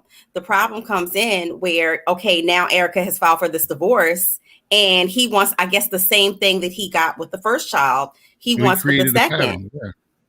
There's a pattern created, so there's a little base there. But his just cause for putting this motion in and fast tracking it is that, number one, she's delivering in July. 2, he says that this is the moment where it's important for him to bond immediately, is what he's saying to the judge with the child. So some scientists believe in order for children, some scientists, some doctors. Not to have any type of detachment disorders from their parents, that you bond and you hold the baby up close, especially with mothers. So I'm not sure how this is going to apply for Safari, again, because the judge does have to find within the best interest of the child, since Safari is citing this. You know what? It's parents, and this is what y'all petty as hell because y'all want it to be the healthiest situation. The same way you want the child to lay on a mother's breast is the same way you want a father to be a part of this, right? I pick my kids up. I'm the one who grabbed them, picked them up, and took them over to get washed. Mm-hmm. That is an important moment. Is she having a C-section or a regular birth? I mean, I think it matters. So next is going to be, I judge, demand her to let me cut the umbilical cord. I must do this. Judge, court order. And what's wrong with that? No, I'm just saying. I was there for both of mine. If the mother doesn't want it, it ain't happening. Jay, it's not about the mother. It's about the parents. She has all the power. You said it earlier. She has all the power. Okay, I'm not telling you to read. I'm telling you what's right. The kid, the child. You're going to have to raise this child together. Be mature. God damn. Can y'all stop thinking about your goddamn selves? Yeah. Because after I had my first one, honestly, their dad was there. I mean, her dad was there. He got her. They brought her to me, and I felt bad because I was tired. And I didn't feel like holding her. So he had to take her because I was literally tired. Exhausted. Yeah, I wanted to go to sleep. He can come in and she pushed, but not doing laboring. Well, as long as she's there for the birth, like the labor, I didn't even know labor just goes on forever. I thought when they said labor, I used to think, I thought when people were like, I was in labor for 24 hours, I thought you pushed for 24 hours. Y'all just lay there. Y'all just lay there. Shut the door. What? You got the ovaries. You got the ovaries going. Right? You got the ovaries going. Well, mine were induced, so it didn't last long. My doctor induced mine for me. So. I was in labor for 42 hours. I you was just labored laying and there. then I had a C-section. I labored and then had a C-section. Heifer, you were just laying there. You was just laying there. Laying there? Did you say laying there? And Heifer, you a heifer. Were you laying there? Were you laying there, Mo? No, I wasn't just laying there. No, I just want to know, were you laying? She had to walk around the room too. I had to walk. Think about walking around the room in the worst imaginable pain ever. I didn't say nothing about pain. Here y'all go with the pain. I didn't say. I said, were you laying there? That's what I said. But some people don't lay there the whole time. Like they make them you get up and walk. I didn't have to do that. I literally was just laying there, and I got my epidural clip quick. So once I got that, I was cool. Just like, okay, when the baby coming, let's push out. Let me tell you something. Crazy. If God made it to where J Black had to carry a baby, you would not be laughing like this. This is Mike. Don't put me in this. I'm just laughing. Y'all kill me with that. If y'all had to carry a baby and y'all had a period every month. You know how many decibels of pain that is? You know what? You know what? Okay. That's what it is. Guess what? Get used to it. I can't stand when everybody's like, "Oh my God, if I had to have a period every month." Yes, it's difficult. You're gonna have it till your late 50s. Get used to it. Get used to it. Yes, because you're not gonna keep as sensitive as y'all area is down there. You can't even blow on it hard before you say, "Ah." Like, so yeah, don't even. It's yours is very, what do you want us to? What do you want us to do? We can't change Respect the ovaries. Okay, well that's fine. That situation. But y'all act like we should do backflips. This is another thing. Childbirth is a miracle. It happens a million times a day. Yeah, but you could die. Yes, you can. You can die walking out the house. Actually said we didn't need the apple first. Y'all did. We certainly didn't. Yeah, that's because y'all wasn't controlling your house. You all tended to other things. That's because y'all was rocking with the devil. Y'all fell for the devil. That was that independent and I shouldn't have been able to get to the devil. You should have been doing what you were supposed to do. No, I can't help it. You ain't want to listen to God. You ain't gonna listen to me if you ain't gonna listen to God. I wasn't talking to God. I'm just a little old Adam. God wasn't talking to me. God was talking to you, not to me. And he said, "Don't go near the apple," and took your ass right by the apple. I can't. I can't. There be the start of the bad choices. Paul, do not stick your finger in the Kool-Aid. Do not stick your finger in the Kool-Aid. No, but Don had a serious point earlier though when he said, say if the child something did happen and Safari wasn't there and the child passed away, like he wouldn't even be there. They don't care. Yeah, they don't care. I get that portion. I get that. Shawnee does care. The rest of them don't care. Because if something happened, then everybody's like, "Yo, that was crazy." That's why just be mature. All the other stuff I just said I was playing. Listen, I think that it's important. I think that it's very important for both parents to be there for the birth of the child, regardless of the relationship. Now, if it's something that's an abusive thing, if he's an abuser or some type of controlling aspect, I would say, Here we go. Well, yeah, if he jumped on her, if he beat her and threatened to kill her. That's not the story. I'm just saying. Story. No, that's not the story. So yeah, he should be there. He should be there. How about this? Since y'all, Shawnee, I agree with you. How about this? How about if she wanted him to be there and he didn't want to be there? Y'all be saying this trifling mother. He's such a trifling ass. If it's like I don't want to be there, I would. Yeah. So now he wants to be. Now he wants to be there. Yeah, and he should be there because what's gonna happen when she gets mad and tells the story? Possibly, your daddy wasn't even there when you was born. Right, he was off with some hoe. Right, right. And the truth is, no, you wouldn't let my daddy be there. Right. But which story sounds more plausible to kids? Which, again, adults play that crazy game. Yeah, but they find out. It all wait, come out in the wash. What do you mean? What do you mean by what story sounds more plausible? Meaning the way that women sometimes set up the story to where it sounds like, oh wow, that's more believable. I couldn't see my dad not wanting to be there for something so monumentous. I can't see my dad just skipping out. You must have really did, keep my dad away from me when I was born. That type of thing. Because of course, I'm not saying women don't mess it up. You know, I'm not saying there are some women out there who really mess it up, and their kids are scarred for life. Got you.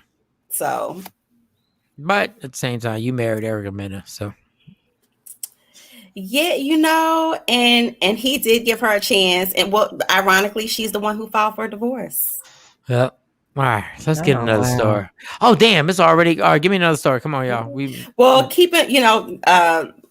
Keeping up with the love triangle, Simon Gubadiah, his mistress is coming out of the woodworks, Jessica Harris. She claims that she got receipts, and these receipts are a little shaky. They a little watered down. Michael Shawn, she's saying that, listen, I got Cash App receipts where he sent me over $3,000 twice. I'm like, as much money as he has, $3,000 in Cash App is nothing. And why is he Cash Apping you? Wow. So he's supposed to still be with his ex-wife or the wife? No, he's supposed to be with Portia.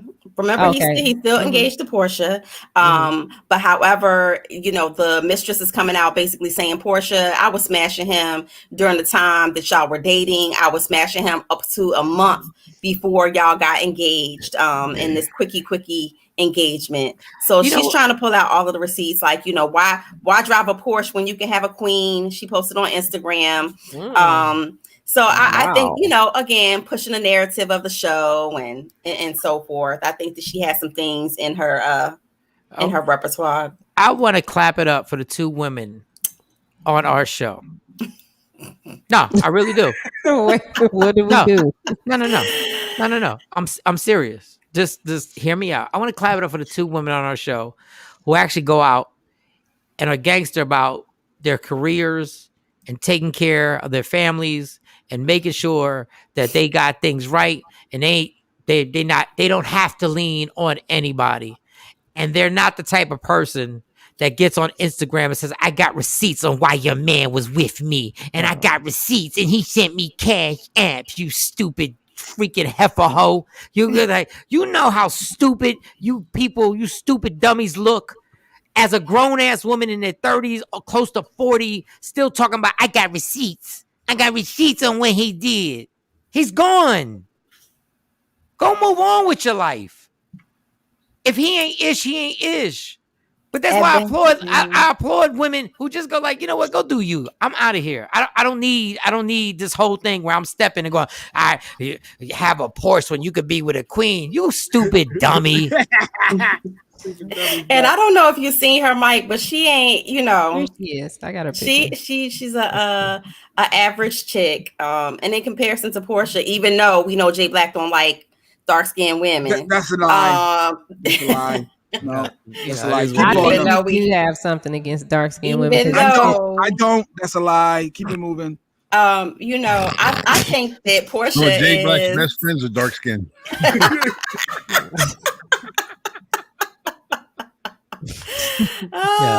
Let me tell y'all something. And this is another thing about stupid dummies.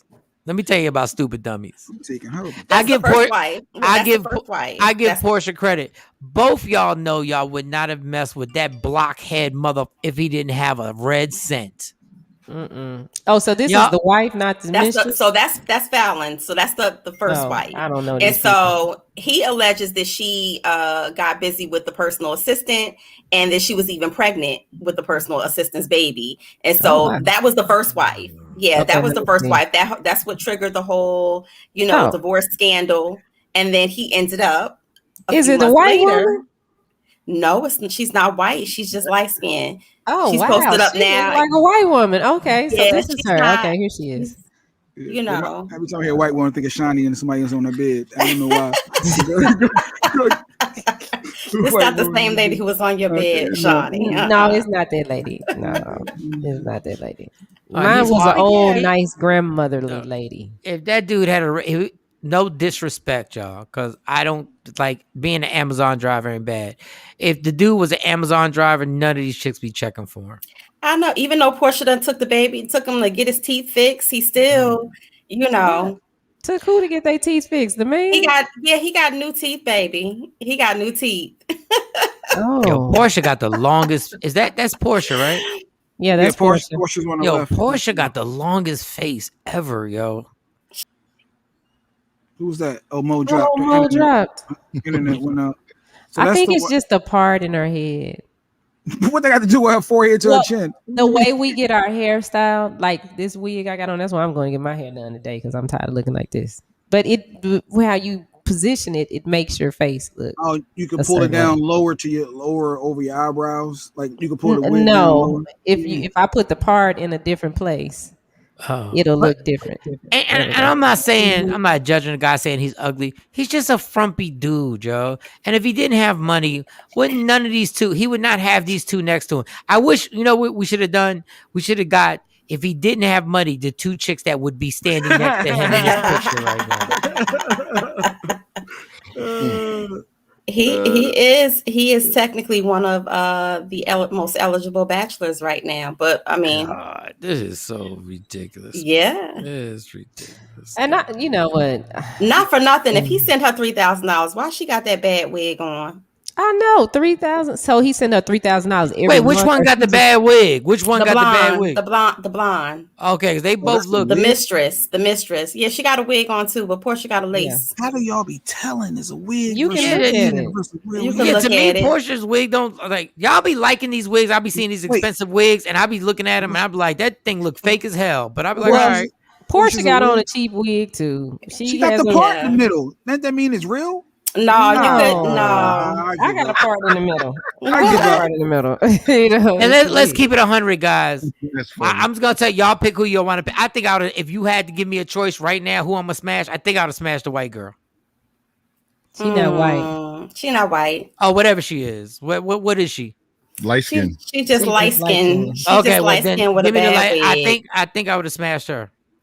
But see, when they take all them wigs off and stuff, they look different. Like you see me without my wig, no makeup. Y'all see me when I just woke up. And If they Portia take those has wigs nice off, hair. if they take those wigs off, I still think I'm smashing the other chick. Yeah, Portia has beautiful hair. She has beautiful hair, and she doesn't look bad without makeup. I don't know what the girl I don't know what the other girl looks She's like. thick too, Mike. Portia's thick. Cornbread fed. He's talking about her. Mike don't like him that thick. He missing out. What'd you say? No, I said that Portia's thick. Shiny said. Oh, somebody said Mike don't like thick. No, I'm cool with thick. I'm cool with thick, y'all. I just don't go for the overly crazy thick, like the big fake asses and that stick up. Well, and that's what Portia got. Portia's I'm not. It's not overly fake. It's not overly fake, Cam. I'm not all that. I didn't say it was fake. I said Portia's She's big. got She's a a big big girl. ass. Like she's tall. Yeah. Like she can't get no butt work done and it'd be little because it wouldn't match her proportion, like her body, right? Like I think Nicki Minaj is a beautiful girl and everything like that. Beautiful woman, I should say. But I'm not with all the ass sticking out all crazy and the fake boobs and all that. Like I'm okay with your breast sagging. I really am. No, I really am. Like I'm really cool with you know you got. Shout out to all my women who lay on their back and their breast falls both sides. I think that honestly, I think that's sexy. Come on, we're doing the shout outs. I think that's no for real. Like and sometimes represent. And sometimes if you ain't got, even if you don't have huge breasts, like you could have a C cup, and when y'all lay down, and it's just they decide to break up with each other, and they go to and I think it's cute. I think it's cute. I do. Break up with each other. You go sit in your corner, and I'm gonna go sit in mine. Like them just sitting up directly up. I know that's weird. I'm too grown. I'm like, that's not real. That's not what. Like that's like I'm having sex with a robot or something. That was fun. But I'm cool. I don't even know what I was going to say. That was good. And I don't even remember what a fake butt feels like because it's been so long since I've been to a strip club. Like I don't even know what a fake ass feels like. I don't know, by now. The ones with the implants, you could tell, like when you feel it, right? Because they move. But the ones that get the fat, the BBLs, the fat injection, it's just their body. So you'll never be able to tell with them. Not by feeling it anyway. It's still jiggly. I'm good. The back to the point, that dude would never be with any of these chicks if he didn't have, and God bless him, because that's what America is. And unfortunately, you got enough money. Can't nobody tell you nothing. Oh Like, yeah, can't nobody tell. he's swimming in it. He's swimming in it. He's wealthy. And let me say pause on this. Can't nobody tell Diddy he not an attractive man? Mm. Mm. Who gonna tell him? And he not even my cup of tea. He look.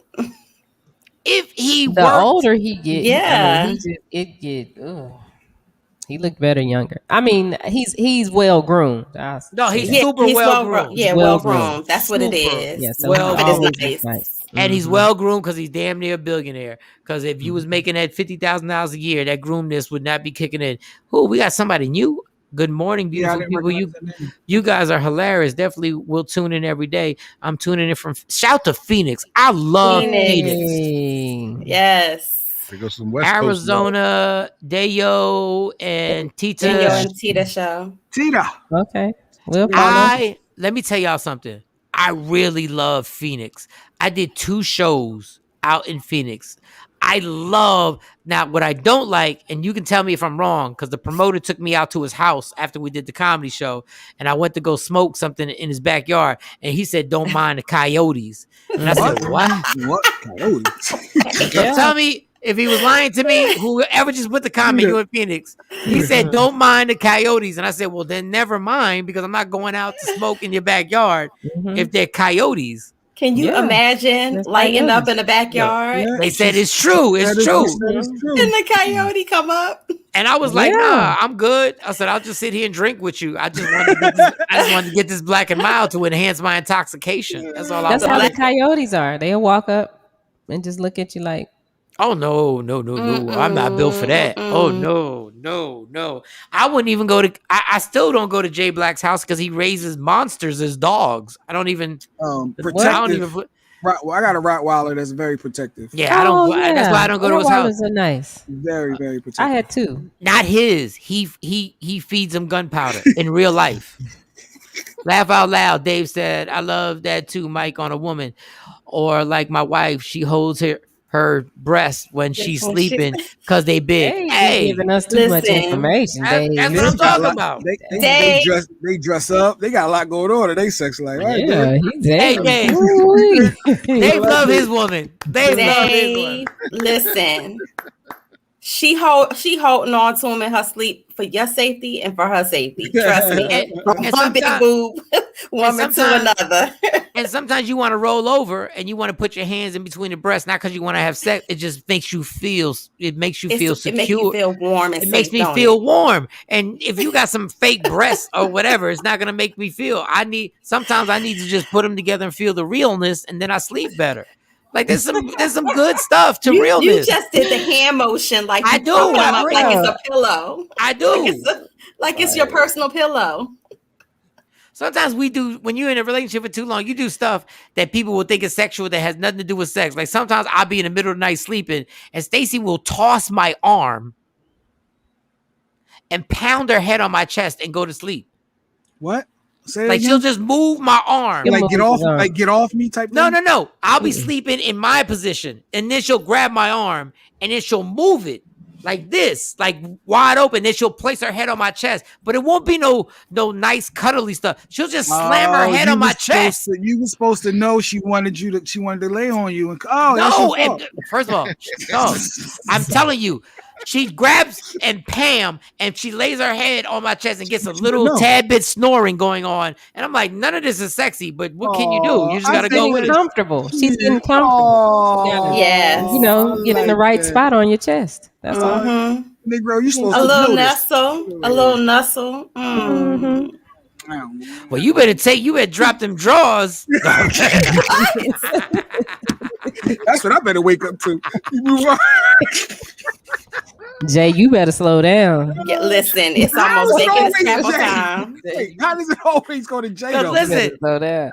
Let me tell all y'all. Let me tell all y'all women something. All y'all married women something. Don't interrupt my sleep just because you want to change positions. You interrupt my sleep. Drop them drawers. Like, stop playing. Like, don't get mad. Interrupt the sleep to fluff the chi-chis. Drop them drawers. No, well, I'm down. If you tell me if I gotta grab the chi-chis, I gotta drop I'll drop them even if I don't feel like doing it. I'll drop them.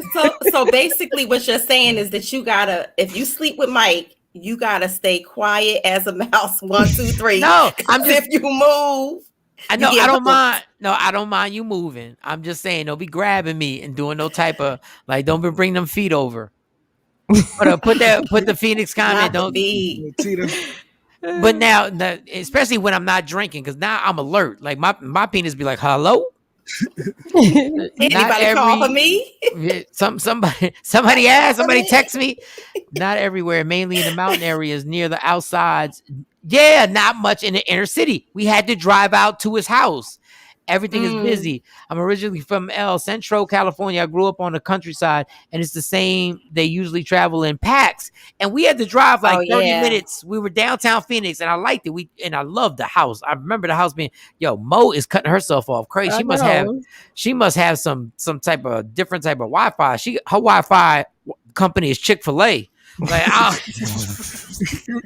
certain days they off, like what? And it's Sunday.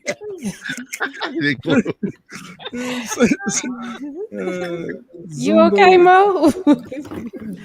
Who your Wi-Fi company? Jack in the Box? Like, it's just not liking me today. All right, y'all. I gotta do a commercial June 17th for the Arlington Improv. I'm gonna take a nap. Then I gotta do a commercial. You can't take a nap too long. I'm coming out there.